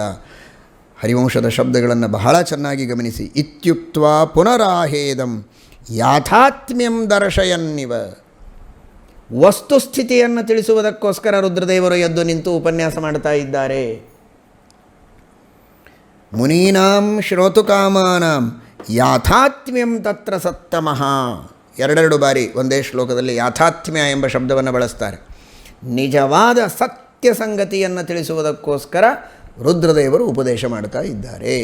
ಏನು ಉಪದೇಶ ಮಾಡಿದ್ದಾರೆ ಅಂತ ಕೇಳಿದರೆ, ಮೊದಲು ಪರಮಾತ್ಮನಿಗೆ ನಮಸ್ಕಾರ ಮಾಡಿದ್ದಾರೆ ರುದ್ರದೇವರು. ಅಂಜಲಿಂ ಸಂಪುಟಂ ಕೃತ್ವ, ಪರಮಾತ್ಮನಿಗೆ ಕೈಜೋಡಿಸಿ ನಮಸ್ಕಾರ ಮಾಡಿ ರುದ್ರದೇವರು ಹೇಳ್ತಾರೆ. ರುದ್ರದೇವರು ಯಾವಾಗ ದೇವರ ತಪಶ್ಚರ್ಯಕ್ಕೆ ವರ ಕೊಡುವುದಕ್ಕೆ ಅಂತ ಬಂದ ರುದ್ರದೇವರೇ ದೇವರಿಗೆ ನಮಸ್ಕಾರ ಮಾಡಿದರೆ, ಸಾಷ್ಟಾಂಗ ಪ್ರಣಾಮ ಮಾಡಿದರೆ, ಎಲ್ಲ ದೇವಾಧಿದೇವತೆಗಳು ಶ್ರೀಕೃಷ್ಣ ಪರಮಾತ್ಮನಿಗೆ ಸಾಷ್ಟಾಂಗ ಪ್ರಣಾಮವನ್ನು ಮಾಡಿದ್ದಾರೆ. ಮುನಯೋ ದೇವಗಂಧರ್ವ ಸಿದ್ಧಶ್ಚ ಸಹ ಕಿನ್ನರಾಹ ಅಂಜಲಿಂ ಚಕ್ರಿರೇ ವಿಷ್ಣುರ್ದೇವದೇವೇಶ್ವರೇ ಹರವು. ಎಲ್ಲರೂ ಸಾಷ್ಟಾಂಗ ಪ್ರಣಾಮ ಮಾಡಿದ್ದಾರೆ. ಆಗ ರುದ್ರದೇವರು ಹೇಳ್ತಾರೆ, ಯಾರು ಅಂತ ತಿಳ್ಕೊಂಡಿದ್ದೀರಿ? ಮೂಲವಾದಂತಹ ಏನು ಸತ್ವರಜಸ್ತಮೋ ಗುಣಾತ್ಮಕವಾದ ಪ್ರಕೃತಿ ಇದೆ, ಆ ಪ್ರಕೃತಿಯಲ್ಲಿ ಪ್ರಕೃತಿನಾಮಕನಾಗಿದ್ದು ಪ್ರಕೃತಿಯೊಳಗೆ ಕ್ಷೋಭ ಉಂಟು ಮಾಡಿ ಅದರಿಂದ ಮಹತ್ತತ್ವ ಹುಟ್ಟುವಂತೆ ಮಾಡಿದವನೇ ಇವ ಮಹತ್ತತ್ವಾಭಿಮಾನಿ ಬ್ರಹ್ಮದೇವರ ಸೃಷ್ಟಿ. ಆಮೇಲೆ ಆ ಮಹತ್ತತ್ವದಿಂದ ಅಹಂಕಾರ ತತ್ವ ಹುಟ್ಟತ್ತೆ. ಅಹಂಕಾರ ಎಂಬ ಹೆಸರಿನಿಂದ ಅದರೊಳಗಿದ್ದು ಅದು ಹುಟ್ಟುವಂತೆ ಮಾಡುವವನು ಇವ ಅಂತಾರೆ ರುದ್ರದೇವರು. ಆ ಅಹಂಕಾರ ತತ್ವಾಭಿಮಾನಿಯಾದ ನನಗೂ ಸೃಷ್ಟಿಯನ್ನು ಮಾಡಿದವರು, ಗರುಡಶೇಷ ರುದ್ರರಿಗೆ ನಮ್ಮೆಲ್ಲರಿಗೆ ಸೃಷ್ಟಿಯನ್ನು ಮಾಡಿದವನು ಇವ. ಶಬ್ದಸ್ಪರ್ಶ ರೂಪರಸ ಗಂಧಗಳು, ಪೃಥಿವಿ ಅಪ ತೇಜಸ್ಸು ವಾಯು ಆಕಾಶ ಪಂಚಮಹಾಭೂತಗಳು, ಪಂಚ ಜ್ಞಾನೇಂದ್ರಿಯ ಪಂಚ ಕರ್ಮೇಂದ್ರಿಯ ಮನಸ್ಸು, ಇವುಗಳೆಲ್ಲವನ್ನೂ ಸೃಷ್ಟಿ ಮಾಡಿದವ, ಇವುಗಳೆಲ್ಲವುಗಳಲ್ಲಿ ಅಂತರ್ಯಾಮಿಯಾದವ, ಇವುಗಳಿಗೆ ಪ್ರೇರಕನಾದವ. ಶ್ರೀಮದಾಚಾರ್ಯರು ಹೇಳುವ ತತ್ವಗಳು ಇತಿಹಾಸ ಪುರಾಣಗಳಲ್ಲಿ ಎಷ್ಟು ಸುಸ್ಪಷ್ಟವಾಗಿ ನಮಗೆ ತಿಳಿದು ಬರ್ತದೆ ಅಂತ ನೋಡಿದರೆ ಆಶ್ಚರ್ಯವಾಗುತ್ತೆ, ಆನಂದವಾಗ್ತದೆ, ರೋಮಾಂಚನವಾಗ್ತದೆ. ಮೇಲ್ನೋಟಕ್ಕೆ ಈ ಎಲ್ಲ ಪಂಚಮಹಾಭೂತಗಳು, ಪಂಚ ಜ್ಞಾನೇಂದ್ರಿಯ ಪಂಚ ಕರ್ಮೇಂದ್ರಿಯಗಳು ಇವುಗಳೆಲ್ಲ ಸಾಕ್ಷಾತ್ ಪರಮಾತ್ಮನೇ ಅಂತ ಹೇಳೋ ಹಾಗೆ, ಅಭೇದ ಹೇಳೋ ಹಾಗೆ ತೋರ್ತದೆ. ಆದರೆ ಅದೇ ಹರಿವಂಶ ಮತ್ತೆ ತನ್ನ ಮಾತಿನ ವ್ಯಾಖ್ಯಾನವನ್ನು ತಾನೇ ಮಾಡುತ್ತದೆ. ಮನಃಷ್ಠಂ ತಥಾದೇವ ಪ್ರೇರಕಂ ತತ್ರ ತತ್ರ. ಈ ಎಲ್ಲ ಪಂಚಮಹಾಭೂತಾದಿಗಳೇ ಪರಮಾತ್ಮ ಅಂತ ಹಿಂದೆ ಹೇಳಿದೆವಲ್ಲ, ಅದರರ್ಥ ಅಭೇದ ಅಂತ ತಿಳಿದುಕೊಳ್ಳಬೇಡಿ. ಅವುಗಳೆಲ್ಲದಕ್ಕೂ ಪ್ರೇರಕನಾಗಿ ಪರಮಾತ್ಮ ಅಂತರ್ಯಾಮಿಯಾಗಿದ್ದಾನೆ ಅನ್ನುವುದಕ್ಕೋಸ್ಕರ ತ್ವಮೇವ ತಾನಿ ಸರ್ವಾಣಿ ಕರೋಷಿ ನಿಯತಾತ್ಮವಾನ್, ಅವುಗಳೆಲ್ಲದಕ್ಕೆ ಕರ್ತೃ ನೀನಾಗಿದ್ದಿ. ಈ ಕೃಷ್ಣನನ್ನು ತೋರಿಸಿ ಹೇಳ್ತಾ ಇದ್ದಾರೆ, ನೀನೇ ಕರ್ತೃವಾಗಿದ್ದೆ ಸ್ವಾಮಿ ಅಂತ ರುದ್ರದೇವರು. ಹಾಗಾದರೆ ಶ್ರೀಮದಾಚಾರ್ಯರು ಗೀತಾ ಭಾಷ್ಯದಲ್ಲಿ ಹೇಳಿದ ತತ್ವವನ್ನು ಇಲ್ಲಿ ರುದ್ರದೇವರು ತಿಳಿಸಿಕೊಡ್ತಾ ಇದ್ದಾರೆ. ಸ್ರಷ್ಟಾಪಾತಾಚ ಸಂಹರ್ತ, ಪರಮಾತ್ಮ ಸಕಲ ಜಗತ್ತಿಗೆ ಸೃಷ್ಟುವಾರದ್ದರಿಂದ ಅವನನ್ನು ಜಗತ್ತು ಅಂತ ಕರೀತಾರೆ. ಯತಃ ಸರ್ವಸ್ಯ ತೇನಾಹಂ ಸರ್ವೋಸ್ಮೀತ್ರಿಷಿಭಿ ಸ್ಮೃತಃ. ಅದನ್ನು ರುದ್ರದೇವರು ಹೇಳ್ತಾರೆ. ನೀನು ಸರ್ವಕರ್ತೃವಾದದ್ದರಿಂದ ನಿನ್ನನ್ನು ಸರ್ವ ಅಂತಾರೆ, ನೀನು ಸರ್ವಾಂತರ್ಯಾಮಿಯಾದದ್ದರಿಂದ ನಿನ್ನನ್ನು ಸರ್ವ ಅಂತಂತಾರೆ, ಸರ್ವ ಪ್ರೇರಕನಾದದ್ದರಿಂದ ನಿನ್ನನ್ನು ಸರ್ವ ಅಂತಂತಾರೆ, ಅಂತಸ್ಥಿತ್ವಾ ಜಗದ್ಗುರು, ಅಂತರ್ಯಾಮಿಯಾದದ್ದರಿಂದ ನಿನ್ನನ್ನು ಸರ್ವ ಅಂತ ಕರೀತಾರೆ, ನೀನು ಸರ್ವಾಭಿನ್ನನಾದದ್ದರಿಂದ ನಿನ್ನನ್ನು ಸರ್ವ ಅಂತ ಕರೆಯೋದಿಲ್ಲ. ಏನು ಅದ್ಭುತವಾಗಿ ರುದ್ರದೇವರು ಹೇಳ್ತಾರೆ. ಅಂತಹ ಪಂಚಮಹಾಭೂತಾದಿಗಳ ಮೂಲಕ ಇಡೀ ಜಗತ್ತಿನ ಎಲ್ಲರ ಶರೀರಗಳನ್ನು ನಿರ್ಮಾಣ ಮಾಡಿ ಎಲ್ಲರನ್ನೂ ಹುಟ್ಟಿಸುವ ಸ್ವಾಮಿ ಈ ಶ್ರೀಕೃಷ್ಣ. ಅವನಿಗೇನು ಪುತ್ರರನ್ನು ಪಡೆಯುವುದಕ್ಕೆ ನನ್ನ ವರ ಬೇಕಾಗಿದೆ, ಸರಿಯಾಗಿ ತಿಳಿದುಕೊಳ್ಳಿ ಅಂತ ಮತ್ತೆ ಮತ್ತೆ ಹೇಳ್ತಾರೆ ಋಷಿ ಮುನಿಗಳಿಗೆ. ಸಂಪೂರ್ಣ ಪುರುಷ ಸೂಕ್ತ ಪ್ರತಿಪಾದ್ಯನಾದವನು ಶ್ರೀಕೃಷ್ಣ ಪರಮಾತ್ಮ ಅಂತಾರೆ ರುದ್ರದೇವರು. ಸಹಸ್ರ ಶೀರ್ಷ ಪುರುಷ ಸಹಸ್ರಾಕ್ಷ ಸಹಸ್ರಪಾತಿ. ಇಡೀ ಜಗತ್ತನ್ನು ವ್ಯಾಪಿಸಿ ಇದ್ದದ್ದರಿಂದ ಇವನನ್ನೇ ಭೂತ ಭವ್ಯ ಭವಿಷ್ಯದಾತ್ಮಕವಾದಂತಹ ಯದ್ಭೂತಂ ಯಚ್ಚ ಭವ್ಯಂ ಉತಾಮೃತತ್ವಸ್ಯ ಏಷಾನಃ ಯದನ್ನೇನಾತಿರೋಹತಿ. ಸಕಲ ವರ್ಣಗಳನ್ನು ತನ್ನ ಅಂಗಗಳಿಂದ ಸೃಷ್ಟಿ ಮಾಡಿದಂತಹ ಸ್ವಾಮಿ ಈ ಪರಮಾತ್ಮ, ತನ್ನ ಅಂಗಾಂಗಗಳಿಂದ ಎಲ್ಲ ದೇವತೆಗಳನ್ನು ಸೃಷ್ಟಿ ಮಾಡಿದವ, ಅನಂತ ತಲೆ ಕಾಲು ಕಣ್ಣು ಕೈ ಮೊದಲಾದ ಅವಯವಗಳಿಂದ ಕೂಡಿದ ಪುರುಷ ಸೂಕ್ತ ಪ್ರತಿಪಾದ್ಯನಾದ ಮಹಾಪುರುಷ ಶ್ರೀಹರಿ. ನಾನಲ್ಲ ಈ ಪುರುಷ, ಪಶುಪುರುಷ ನಾನು, ಮಹಾಪುರುಷ ಆ ಪುರುಷ ಸೂಕ್ತ ಪ್ರತಿಪಾದ್ಯನಾದ ಸಹಸ್ರಶೀರ್ಷ ಪುರುಷ ಈ ಶ್ರೀಕೃಷ್ಣ ಪರಮಾತ್ಮ ಅಂತ ಅಷ್ಟು ಭಕ್ತಿಯಿಂದ ರುದ್ರದೇವರು ಹೇಳ್ತಾರೆ. ಹೇಳುವುದರ ಜೊತೆಗೆ ಮತ್ತಂತಾರೆ ರುದ್ರದೇವರು, ಈ ಪರಮಾತ್ಮನಿಗೆ ಅನೇಕ ಹೆಸರುಗಳಿವೆ. ಆ ಹೆಸರುಗಳ ಮಹಿಮೆಯನ್ನು, ಅವುಗಳ ಅರ್ಥವನ್ನು ತಿಳಿದುಕೊಳ್ಳಿ. ವ್ಯಾಪ್ಯ ಸರ್ವಾನಿಮಾನ್ ಲೋಕಾನ್ ಸ್ಥಿತಃ ಸರ್ವತ್ರ ಕೇಶವ ತತಶ್ಚ ವಿಷ್ಣುನಾಮಾಸಿ ಧಾತೋರ್ ವ್ಯಾಪ್ತೇಶ್ಚ ದರ್ಶನಾತ್. ಇಡೀ ಜಗತ್ತನ್ನು ವ್ಯಾಪಿಸಿ ಇದ್ದಾನೆ ಈ ಪರಮಾತ್ಮ, ಆದ್ದರಿಂದ ಇವನಿಗೆ ವಿಷ್ಣು ಅಂತ ಹೆಸರು. ವಿಶಲ್ರು ವ್ಯಾಪ್ತವು ಎಂಬ ಧಾತು ಇದೆ, ಆ ಧಾತುವಿನಿಂದ ನಿಷ್ಪನ್ನವಾದ ಶಬ್ದ ಇದು. ಆದ್ದರಿಂದ ಪರಮಾತ್ಮನಿಗೆ ಸರ್ವತ್ರ ವ್ಯಾಪ್ತನಾದ ಕಾರಣ ವಿಷ್ಣು ಎಂಬುದಾಗಿ ಕರೀತಾರೆ ಅಂತ ರುದ್ರದೇವರು ಹೇಳ್ತಾರೆ. ಜಗತ್ತಿನಿಂದ ಅಭಿನ್ನನಲ್ಲ, ಪುರುಷ ಏವೇದಂ ಸರ್ವಂ ಯದ್ಭೂತಂ ಯಚ್ಚ ಭವ್ಯಂ ಅನ್ನುವ ಶಬ್ದಕ್ಕೆ ಸರ್ವತ್ರ ವ್ಯಾಪ್ತ ಅಂತ ಅರ್ಥವೇ ಹೊರತು ಅವನೇ ಸರ್ವ ಪದಾರ್ಥಗಳಿಂದ ಅಭಿನ್ನನಲ್ಲ ಅನ್ನುವ ರೀತಿಯಲ್ಲಿ ಒಂದು ಕಡೆಗೆ ಪುರುಷ ಸೂಕ್ತದ ವ್ಯಾಖ್ಯಾನವೂ ಹೌದು, ವಿಷ್ಣು ಶಬ್ದದ ಅರ್ಥವನ್ನೂ ಹೇಳ್ತಾ ಇದ್ದಾರೆ ರುದ್ರದೇವರು. ನಾರಾಯಣ ಅಂತ ಕರೀತಾರೆ. ತಾನೇ ನೀರಿನ ಸೃಷ್ಟಿಯನ್ನು ಮಾಡಿ ಆ ನೀರಿನೊಳಗೆ ಪರಮಾತ್ಮ ಸನ್ನಿಹಿತನಾದದ್ದರಿಂದ ಅವನಿಗೆ ನಾರಾಯಣ ಅಂತ ಕರೀತಾರೆ. ಎಲ್ಲರನ್ನ ಸಂಹಾರ ಕಾಲದಲ್ಲಿ ಹರಸಿ ಅವರ ಪ್ರಾಣಹರಣ ಮಾಡಿ ಸಂಹಾರ ಮಾಡ್ತೀಯ ಅನ್ನುವುದಕ್ಕೆ ಪರಮಾತ್ಮನನ್ನು ಹರಿ ಎಂಬುದಾಗಿ ಕರೀತಾರೆ. ನಾನಲ್ಲ ನಿಜವಾದ ಶಂಕರ, ನೀನೇ ಶಂಕರ ಅಂತಾನೆ. ಶಂಕರೋಸಿ ಸದಾದೇವ ಎಲ್ಲರಿಗೆ ಸುಖವನ್ನು ಉಂಟು ಮಾಡ್ತೀಯ, ಆದ್ದರಿಂದ ನೀನೇ ನಿಜವಾದ ಶಂಕರ. ನೀನು ಸ್ವಯಂ ಗುಣಗಳಿಂದ ಪರಿಪೂರ್ಣ, ಅವರವರ ಯೋಗ್ಯತೆಗೆ ತಕ್ಕಂತೆ ಅವರನ್ನು ಪೂರ್ಣರನ್ನಾಗಿ ಮಾಡ್ತೀಯ, ಆದ್ದರಿಂದ ನಿನಗೆ ಬ್ರಹ್ಮ ಅಂತ ಕರೀತಾರೆ. ಬೃಹತ್ವಾತ್ ಬ್ರಹ್ಮಣತ್ವಾಚ್ಚ ತಸ್ಮಾತ್ ಬ್ರಹ್ಮೇತಿ ಶಬ್ದಿತ. ಮಧು ಅಂದರೆ ನಾನಾ ವಿಧವಾದ ಸುಖಗಳ ಭೋಗವನ್ನು ಮಾಡುವುದಕ್ಕೆ ವಿಷಯಗಳನ್ನು ಸಂಪರ್ಕಿಸುವ ಇಂದ್ರಿಯಗಳು ಮಧು. ಅಂತಹ ಇಂದ್ರಿಯಗಳನ್ನೆಲ್ಲ ನೀನು ದಮನ ಮಾಡ್ತೀಯ, ಇಂದ್ರಿಯ ನಿಗ್ರಹ ಮಾಡಬೇಕೆಂಬ ಅಪೇಕ್ಷೆ ಇರುವಂತಹ ಸಜ್ಜನರಿಗೋಸ್ಕರ. ಆದ್ದರಿಂದ ನೀನು ಮಧುಸೂದನ. ಈಗ ಮಾಸನಿಯಾಮಕ ಹೃಷಿಕೇಶ ಶಬ್ದಾರ್ಥವನ್ನು ಹೇಳ್ತಾನೆ ಪರಮಾತ್ಮ. ಹೃಷಿಕಾಣಿ ಇಂದ್ರಿಯಾಣ್ಯಾಹು ತೇಷಾಮೀಶೋ ಯಥೋ ಭವಾನ್. ಹೃಷಿಕ ಅಂದರೆ ಇಂದ್ರಿಯಗಳು, ಇಂದ್ರಿಯಗಳಿಗೆ ಒಡೆಯನಾದದ್ದರಿಂದ ನಿನಗೆ ಹೃಷಿಕೇಶ ಅಂತಾರೆ. ಎಷ್ಟು ಸ್ಪಷ್ಟವಾಗಿ ಮುಂದಿನ ಮಾತನ್ನು ಕೇಶವ ಶಬ್ದಾರ್ಥವನ್ನು ಹೇಳ್ತಾರೆ ಕೇಳಿ. ರುದ್ರದೇವರೇ ಉತ್ತಮ ಅಥವಾ ರುದ್ರ ಹಾಗೂ ವಿಷ್ಣುಗಳಿಗೆ ಅಭೇದವಿದೆ ಎನ್ನುವ ರೀತಿಯಲ್ಲಿ ಮುಂದೆ ಕೆಲವು ಮಾತುಗಳು ಬರುತ್ತೆ. ಇಬ್ಬರಿಗೂ ಯಾವುದೇ ಅಂತರ ಇಲ್ಲ ಅಂತ. ಆದರೆ ಉಪಕ್ರಮ ಉಪಸಂಹಾರಗಳಿಗೆ ಅನುಗುಣವಾಗಿ ವಾಕ್ಯಗಳಿಗೆ ಅರ್ಥ ಮಾಡಬೇಕು ಅಂತ ಮುಂದೆ ಬರುತ್ತೆ. ಆ ವಯೋರಂತರಂ ನಾಸ್ತಿ ಶಬ್ದೈರರ್ಥೈರ್ಜಗತ್ಪತೆ ಅಂತ 60ನೇ ಶ್ಲೋಕದಲ್ಲಿ, 88ನೇ ಅಧ್ಯಾಯ 60ನೇ ಶ್ಲೋಕದಲ್ಲಿ ನಮ್ಮಿಬ್ಬರಲ್ಲಿ ಯಾವುದೇ ಅಂತರ ಇಲ್ಲ ಅಂತ. ಆದರೆ ಅದೇ ಅಧ್ಯಾಯದ ಈ 48ನೇ ಶ್ಲೋಕದಲ್ಲಿ ಪರಮಾತ್ಮನ ಬಗ್ಗೆ ರುದ್ರದೇವರು ಹೇಳ್ತಾರೆ. ಕೈತಿ ಬ್ರಹ್ಮಣೋ ನಾಮ. ಕ ಅಂದರೆ ಬ್ರಹ್ಮದೇವರು. ಈಶೋಹಂ ಸರ್ವದೇಹಿನಾಂ. ಎಲ್ಲ ಜೀವರಾಶಿಗಳಿಗೆ, ಪಾರ್ವತಿಯನ್ನು ಮೊದಲು ಮಾಡಿಕೊಂಡು ಕೆಳಗಿನ ಎಲ್ಲ ಜೀವರಾಶಿಗಳಿಗೆ ನಿಯಾಮಕನಾದದ್ದರಿಂದ ನನಗೆ ಈಶಾ ಅಂತ ಕರೀತಾರೆ.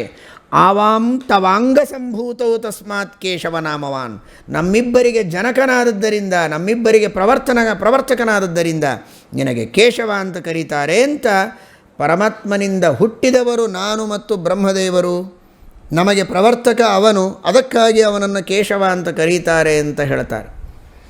ಮತ್ತೆ ಮುಂದೆ ಉಪಸಂಹಾರದಲ್ಲಿ ಆ ಭಗವಂತನ ಮಹಿಮೆಯನ್ನು ಕೊಂಡಾಡುತ್ತಾರೆ ರುದ್ರದೇವರು. ಹೀಗಾಗಿ ಮಧ್ಯದಲ್ಲಿ ಬರುವಂತಹ ಆ ಶಬ್ದಕ್ಕೆ ಅರ್ಥವನ್ನು ನಾವು ಚೆನ್ನಾಗಿ ಮಾಡಿಕೊಳ್ಳಬೇಕು. ನನಗೂ ಪರಮಾತ್ಮನಿಗೂ ಅಂತರ ಇಲ್ಲ ಅಂದರೆ ಭೇದ ಇಲ್ಲ. ಭೇದ ಅಂದರೆ ಕಲಹ, ಜಗಳ, ಮಿತ್ರಭೇದ ಅಂತಾರೆ. ಮಿತ್ರಭೇದ, ಮಿತ್ರ ಸಂಪ್ರಾಪ್ತಿ ಎಲ್ಲ ಕೇಳ್ತಿರಲ್ಲ. ಮಿತ್ರಭೇದ ಅಂದ್ರೇನು? ಮಿತ್ರರಲ್ಲಿ ಆಗುವ ಕಲಹ ಅಂತ ಅರ್ಥ. ಆ ವಯೋರಂತರಂ ನಾಸ್ತಿ. ನಮ್ಮಿಬ್ಬರಲ್ಲಿ ಎಂದಿಗೂ ಭೇದ ಕಲಹ ಇಲ್ಲ. ಯಾವಾಗಲೂ ಆ ಭಗವಂತನ ಮನಸ್ಸನ್ನು ತಿಳಿದುಕೊಂಡು ಆ ಪರಮಾತ್ಮನಿಗೆ ಅನುಗುಣವಾಗಿ ನಾವು ಮಾಡೋದು. ಯಾವಾಗೋ ಆಗೊಮ್ಮೆ ಈಗೊಮ್ಮೆ ಕಲಹ ಆಗಿರಬಹುದು. ಬಾಣಾಸುರನ ಯುದ್ಧದ ಸಂದರ್ಭದಲ್ಲಿ, ರಾವಣಾಸುರನ ಯುದ್ಧದ ಪ್ರಸಂಗದಲ್ಲಿ ಅದು ತಾತ್ಕಾಲಿಕ ಅಷ್ಟೇ. ಆದರೆ ಉಳಿದೆಲ್ಲ ಹೊತ್ತಿಗೆ ಆ ಭಗವಂತನಲ್ಲಿ ಪರಮ ಭಕ್ತಿಯನ್ನು ಮಾಡುವವನೇ ನಾನು ಅಂದ ಮೇಲೆ ನಮ್ಮಿಬ್ಬರಲ್ಲಿ ಯಾವುದೇ ವಿಧವಾದಂತಹ ವಿರೋಧ ಇಲ್ಲ ಅನ್ನುವ ಅರ್ಥದಲ್ಲಿ ಆ ಮಾತಿದೆ ಅಂತ ನಾವು ಈ ಮಾತಿನಿಂದ ಸ್ಪಷ್ಟವಾಗಿ ತಿಳಿಯಬೇಕು. ನಿನಗೆ ವಾಮನ ಅಂತ ಕರೀತಾರೆ. ಸೂಕ್ಷ್ಮ ರೂಪವನ್ನು ತೆಗೆದುಕೊಂಡಿದ್ದಿ. 3 ವೇದಗಳಿಂದ ಪ್ರತಿಪಾದ್ಯನಾದದ್ದರಿಂದ ನಿನ್ನನ್ನು ತ್ರಿವಿಕ್ರಮ ಅಂತ ಕರೀತಾರೆ. ಯಾವಾಗಲೂ ಎಲ್ಲ ಜ್ಞಾನಿಗಳಲ್ಲಿದ್ದು ಯುಕ್ತಿಗಳ ಚಿಂತನವನ್ನು, ಯುಕ್ತಿಗಳಿಂದ ತತ್ವಗಳ ಚಿಂತನವನ್ನು ಮಾಡಿಸಿ ದೃಢಪಡಿಸ್ತೀಯ. ಆದ್ದರಿಂದ ಮನನ ಮಾಡಿಸುವ ಕಾರಣ ನಿನಗೆ ಮುನಿ ಅಂತ ಕರೀತಾರೆ. ಇಂದ್ರಿಯ ನಿಯಮನವನ್ನು ಒಳಗಿದ್ದು ಮಾಡಿಸ್ತೀಯ ಅನ್ನುವುದಕ್ಕೆ ನಿನಗೆ ಯತಿ ಅಂತ ಕರೀತಾರೆ. ತಪಶ್ಚರ್ಯವನ್ನು ಮಾಡಿಸ್ತೀಯ ಅನ್ನುವುದಕ್ಕೆ ತಪಸ್ವಿ ಅಂತ ಕರೀತಾರೆ.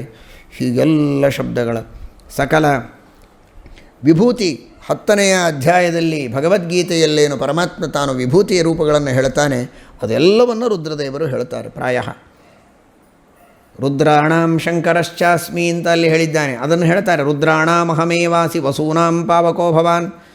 ಹೀಗೆ ಜಗತ್ತಿನಲ್ಲಿ ಯಾವುದು ಉತ್ತಮ ವಸ್ತುಗಳು ಅಂತ ಇದೆ, ಆ ಎಲ್ಲ ಉತ್ತಮ ವಸ್ತುಗಳಲ್ಲಿ ಉತ್ತಮತ್ವವನ್ನು ಕೊಡುವುದಕ್ಕಾಗಿ ಸರ್ವಾಂತರ್ಯಾಮಿಯಾಗಿ ಇದ್ದು ನಿನ್ನ ವಿಭೂತಿ ರೂಪವನ್ನಿಟ್ಟು ಅವುಗಳನ್ನು ಉತ್ತಮ ಅಂತ ಮಾಡಿದಂತಹ ಸ್ವಾಮಿ ನೀನು.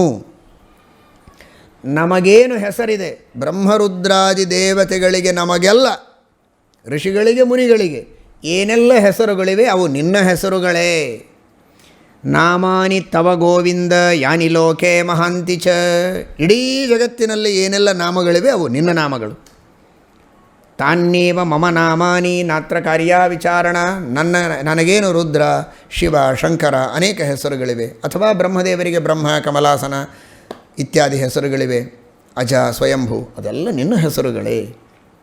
ಶ್ರೀಮದಾಚಾರ್ಯರು ಹೇಳುವ ತತ್ವ ಭಗವಂತನ ನಾಮಗಳೇ ಇನ್ನುಳಿದವರಿಗೆಲ್ಲ ಬಂದದ್ದು ಅಂತ ಅಷ್ಟು ಸ್ಪಷ್ಟವಾಗಿ ರುದ್ರದೇವರು ಇಲ್ಲಿ ತಿಳಿಸಿಕೊಡ್ತಾ ಇದ್ದಾರೆ. ನಿನ್ನನ್ನು ನಾನು ಅತ್ಯಂತ ಭಕ್ತಿಯಿಂದ ಕಾಣುತ್ತೇನೆ, ನೀನು ಅಷ್ಟು ವಾತ್ಸಲ್ಯದಿಂದ ನನ್ನನ್ನು ನೋಡ್ತೀಯ ಅನ್ನೋದಕ್ಕೆ ನಮ್ಮಿಬ್ಬರಲ್ಲಿಯೂ ಒಂದು ತಾದಾತ್ಮ್ಯ ಬಂದಂತೆ ವ್ಯವಹಾರ ಅಷ್ಟೇ. ಯಶ್ಚತ್ವಾಂ ದ್ವೇಷ್ಟಿ ದೇವೇಶ ಸಮಾಂ ದ್ವೇಷ್ಟಿ ನ ಸಂಶಯ.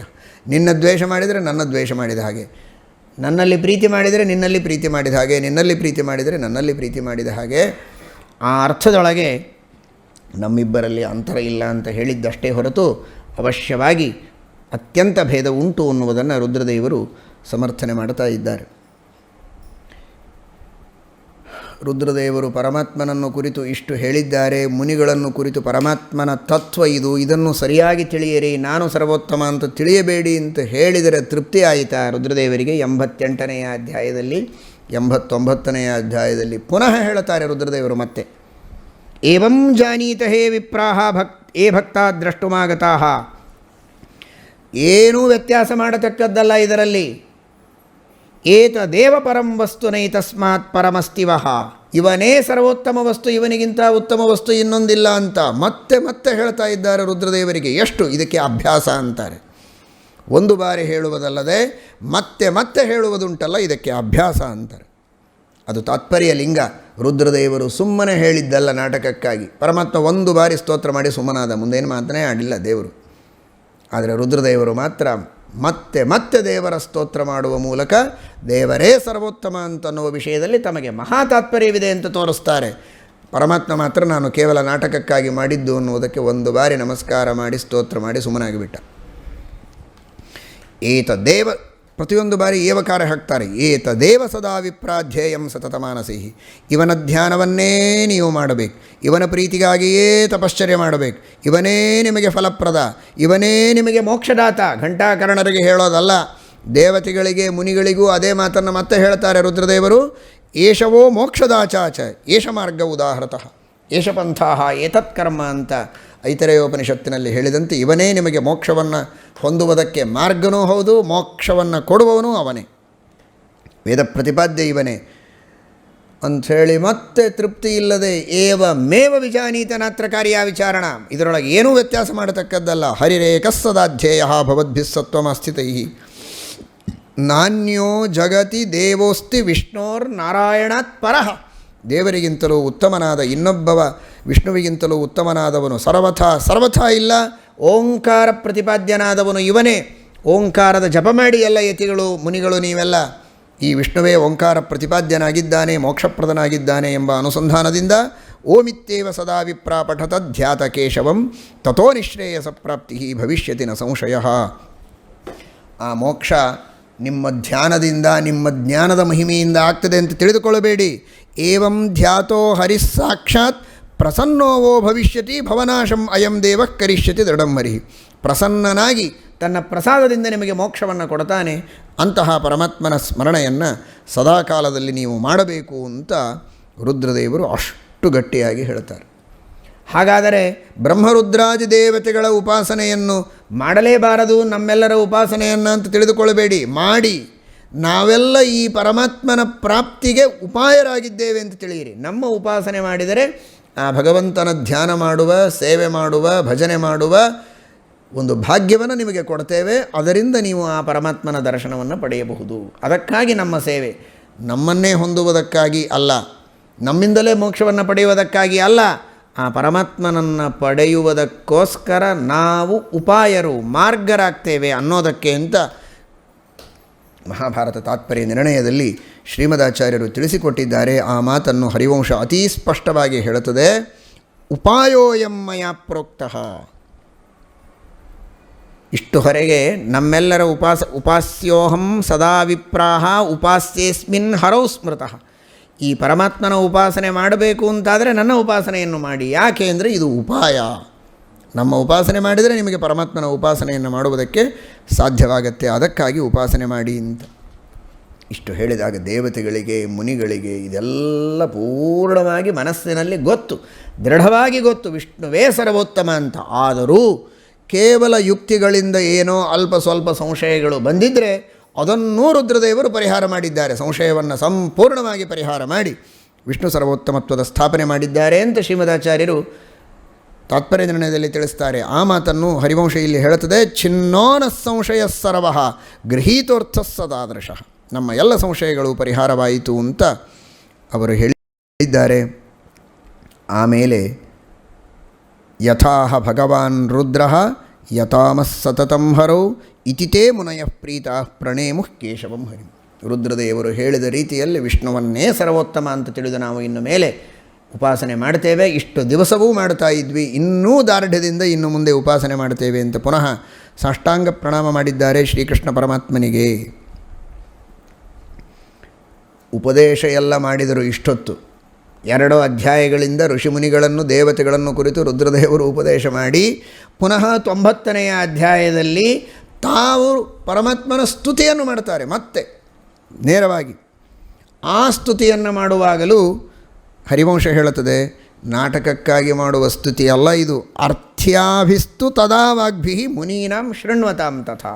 ಅತ್ಯಂತ ಸಾರ್ಥಕವಾದ ಪರಮ ಸಿದ್ಧಾಂತವನ್ನು ಹೇಳುವಂತಹ ಮಾತುಗಳಿಂದ ರುದ್ರದೇವರು ಸ್ತುತಿಯನ್ನು ಮಾಡುತ್ತಾರೆ ಅಂತ ಹರಿವಂಶ ತಿಳಿಸಿಕೊಡ್ತದೆ.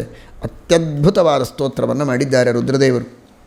ಸಕಲ ಜಗತ್ಕಾರಣನಾದಂತಹ ಸರ್ವಾಂತರ್ಯಾಮಿಯಾದ ಸರ್ವದೇವ ಪ್ರೇರಕನಾದ ಸಕಲ ವೇದ ಪ್ರತಿಪಾದ್ಯನಾದ ಆ ಪರಮಾತ್ಮನ ವರ್ಣನೆಯನ್ನು ಸುದೀರ್ಘವಾಗಿ ಮಾಡಿ ಕೊನೆಗೆ ಆ ಸ್ತೋತ್ರದ ಫಲಶ್ರುತಿಯನ್ನು ಹೇಳುತ್ತಾರೆ. ಇದಕ್ಕೂ ತಾತ್ಪರ್ಯಲಿಂಗ ಅಂತಾರೆ. ಉಪಕ್ರಮೋಪಸಂಹಾರವು ಅಭ್ಯಾಸೋ ಪೂರ್ವತಾ ಫಲಂ ಅರ್ಥವಾದೋಪಪತ್ತಿ ಚ ಲಿಂಗಂ ತಾತ್ಪರ್ಯ ನಿರ್ಣಯ. ಫಲವನ್ನು ಹೇಳ್ತಾರೆ. ಇದಂ ಸ್ತೋತ್ರಂ ಅಧೀಯಾನಾಹ ನಿತ್ಯಂ ರಜತ ಕೇಶವಂ. ನೀವು ದೇವರ ದರ್ಶನಕ್ಕೆ ನಿತ್ಯ ಹೋಗುವಾಗ ಈ ಸ್ತೋತ್ರದ ಪಠನ ಮಾಡಿ ಅಂತಾರೆ. ತಾವು ಮಾಡುವಂತಹ ಸ್ತೋತ್ರ ನಮೋ ಭಗವತೆ ತುಭ್ಯಂ ವಾಸುದೇವಾಯ ಧೀಮತೆ ಯಸ್ಯ ಭಾಸಾ ಜಗತ್ಸರ್ವಂ ಭಾಸತೆ ನಿತ್ಯಮಚ್ಯುತ ಇತ್ಯಾದಿಯಾಗಿ ಮಾಡಿದಂತಹ ಏನು ಸ್ತುತಿ ಇದೆ, ಈ ಸ್ತೋತ್ರವನ್ನು ನೀವು ಪಠನ ಮಾಡ್ತಾ ನಿತ್ಯದಲ್ಲಿ ಭಗವಂತನ ದರ್ಶನವನ್ನು ಪಡೆದುಕೊಳ್ಳಿ. ಶರಣ್ಯಂ ಸರ್ವಭೂತಾನಾಂ ತತ್ರ ಶ್ರೇಯೋ ವಿಧಾಸ್ಯತಿ ಯಂಚೆ ಯೇ ಚೇಮಂ ಧಾರಯಿಷ್ಯಂತಿ ಸ್ತವಂ ಪಾಪ ವಿಮೋಚನಂ ತೇಷಾಂ ಪ್ರೀತಃ ಪ್ರಸನ್ನಾತ್ಮ ಪಠತಾಂ ಶೃಣ್ವತಾಂ ಹರಿಃ ಶ್ರೇಯೋ ಧಾಸ್ಯತಿ ಧರ್ಮಾತ್ಮ ನಾತ್ರ ಕಾರ್ಯ ವಿಚಾರಣ. ಸಕಲ ಶ್ರೇಯಸ್ಸನ್ನು ಪರಮಾತ್ಮ ಕರುಣಿಸ್ತಾನೆ.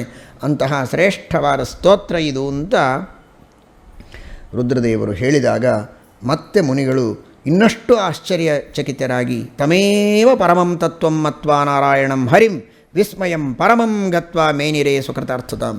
ಸಾಕ್ಷಾತ್ ತಪಸ್ಸಿಗೆ ಅಭಿಮಾನಿಗಳು, ಮನೋಭಿಮಾನಿಗಳು, ಯುಕ್ತಿಗಳಿಗೆ ಅಭಿಮಾನಿಗಳು, ಮನನವನ್ನು ಮಾಡಿಸುವುದಕ್ಕೆ ವಿಶೇಷವಾಗಿ ಪ್ರೇರಕರು, ಅಂತಹ ಅಷ್ಟಮೂರ್ತಿಗಳಾದ ಮಹಾನುಭಾವರಾದ ರುದ್ರದೇವರ ಮುಖದಿಂದ ಉಪದೇಶ ಪಡೆಯುವ ಭಾಗ್ಯ ನಮಗೆ ಸಿಕ್ತು. ವಿಷ್ಣುವಿನ ಸರ್ವೋತ್ತಮತ್ವವನ್ನು ರುದ್ರದೇವರ ಮುಖದಿಂದ ನಾವು ಕೇಳಿದಿವಿ ಅಂತ ಮೇನಿರೇ ಸ್ವಕೃತಾರ್ಥತಾಂ, ನಾವೆಲ್ಲ ಧನ್ಯರಾದೆವು ಅಂತ ಇಂದ್ರಾದಿ ದೇವತೆಗಳು ಹಾಗೂ ಬಂದಂತಹ ಎಲ್ಲ ಋಷಿ ಮುನಿಗಳು ಭಾವಿಸಿಕೊಂಡಿದ್ದಾರೆ. ಇಷ್ಟೆಲ್ಲ ಆದ ಮೇಲೆ ರುದ್ರದೇವರು ತಮ್ಮ ಲೋಕಕ್ಕೆ ಹೊರಟರು. ಪರಮಾತ್ಮನೂ ಕೂಡ ಗರುಡಾರೂಢನಾಗಿ ಕೈಲಾಸದಿಂದ ಬದರಿಕಾಶ್ರಮವನ್ನು ಕುರಿತು ಹೊರಡುತ್ತಾ ಇದ್ದಾನೆ. ಇಂದ್ರಾದಿ ದೇವತೆಗಳು ತಮ್ಮ ತಮ್ಮ ಲೋಕಕ್ಕೆ ಹೊರಟಿದ್ದಾರೆ. ಎಲ್ಲ ಮುನಿಗಳಿಂದ ಋಷಿಗಳಿಂದ ಅರ್ಚಿತನಾಗಿ ಪೂಜಿತನಾಗಿ ಬದರಿಕಾಶ್ರಮದಲ್ಲಿ ಪರಮಾತ್ಮ ಸುಖವಾಗಿ ಇದ್ದಾನೆ. ಇಷ್ಟೆಲ್ಲ ಮಾಡಿ 3 ದಿವಸದೊಳಗೆ ಇಷ್ಟೆಲ್ಲ ಕೆಲಸ ಮಾಡಿಕೊಂಡು ಮತ್ತೆ ದ್ವಾರಕಾಪಟ್ಟಣಕ್ಕೆ ಮುಂದೆ ಹೋಗ್ತಾನೆ. ಆದರೆ 12 ವರ್ಷದ ವ್ರತ ಒಂದೇ ದಿನ, ಒಂದು ದಿನ ಬದರಿಕಾಶ್ರಮ, ಒಂದು ದಿನ ಕೈಲಾಸ, ಮತ್ತೊಂದು ದಿನ ಬದರಿಕಾಶ್ರಮ, ದ್ವಾರಕಾಪಟ್ಟಣಕ್ಕೆ ಬಂದದ್ದು ಅಷ್ಟೇ. ಆದರೆ 12 ವರ್ಷದ ವ್ರತವನ್ನು ಒಂದು ದಿನದಲ್ಲಿ ಮಾಡಿ ಅದ್ಭುತವಾದ ಲೀಲೆಯನ್ನು ಪರಮಾತ್ಮ ತೋರಿಸಿದ್ದಾನೆ ಎಂಬ ಪರಮಾತ್ಮನ ಸರ್ವೋತ್ತಮತ್ವದ ಸಮರ್ಥನೆಯನ್ನು ಶ್ರುತಿ ಸ್ಮೃತಿ ಇತಿಹಾಸ ಪುರಾಣಗಳ ಪ್ರಧಾನವಾದ ಪ್ರಮೇಯವನ್ನು ಅತ್ಯದ್ಭುತವಾದ ರೀತಿಯಲ್ಲಿ ಹರಿವಂಶ ನಿರೂಪಣೆ ಮಾಡಿದೆ. ರುದ್ರದೇವರು ಅದರ ಸಮರ್ಥನೆಯನ್ನು ಮಾಡಿದ್ದಾರೆ. ಅಂತಹ ತತ್ವವನ್ನು ಶ್ರೀಮದ್ ಆಚಾರ್ಯರು ಮಹಾಭಾರತ ತಾತ್ಪರ್ಯ ನಿರ್ಣಯದಲ್ಲಿ ಅತಿ ಸ್ಪಷ್ಟವಾಗಿ ತಿಳಿಸಿಕೊಡ್ತಾರೆ. ಅಂತಹ ತತ್ವದ ಅನುಸಂಧಾನ ಎಲ್ಲರಿಗೂ ಬರುವಂತೆ ಶ್ರೀಮದ್ ಆನಂದತೀರ್ಥ ಭಗವತ್ಪಾದಾಚಾರ್ಯರು ಅನುಗ್ರಹವನ್ನು ಮಾಡಲಿ ಅಂತ ಪ್ರಾರ್ಥನೆಯನ್ನು ಮಾಡೋಣ.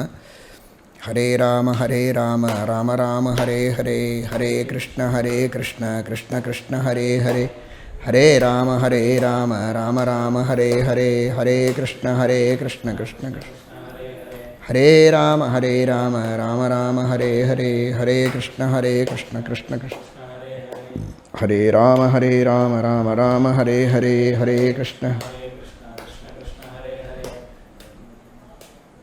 ನರಸಿಂಹ ನರಸಿಂಹ ನರಸಿಂಹ ನರಸಿಂಹ ನರಸಿಂಹ ನರಸಿಂಹ ನರಸಿಂಹ ನರಸಿಂಹ ನರಸಿಂಹ ನರಸಿಂಹ ನರಸಿಂಹ ನರಸಿಂಹ ನರಸಿಂಹ ನರಸಿಂಹ ವಿಠ್ಠಲ ವಿಠ್ಠಲ ವಿಠ್ಠಲ ವಿಠ್ಠಲ ವಿಠ್ಠಲ ವಿಠ್ಠಲ ವಿಠ್ಠಲ ವಿಠ್ಠಲ ವಿಠ್ಠಲ ವಿಠ್ಠಲ ವಿಠ್ಠಲ ವಿಠ್ಠಲ ವಿಠ್ಠಲ ವಿಠ್ಠಲ ವಿಠ್ಠಲ ವಿಠ್ಠಲ ವಿಠ್ಠಲ ವಿಠ್ಠಲ.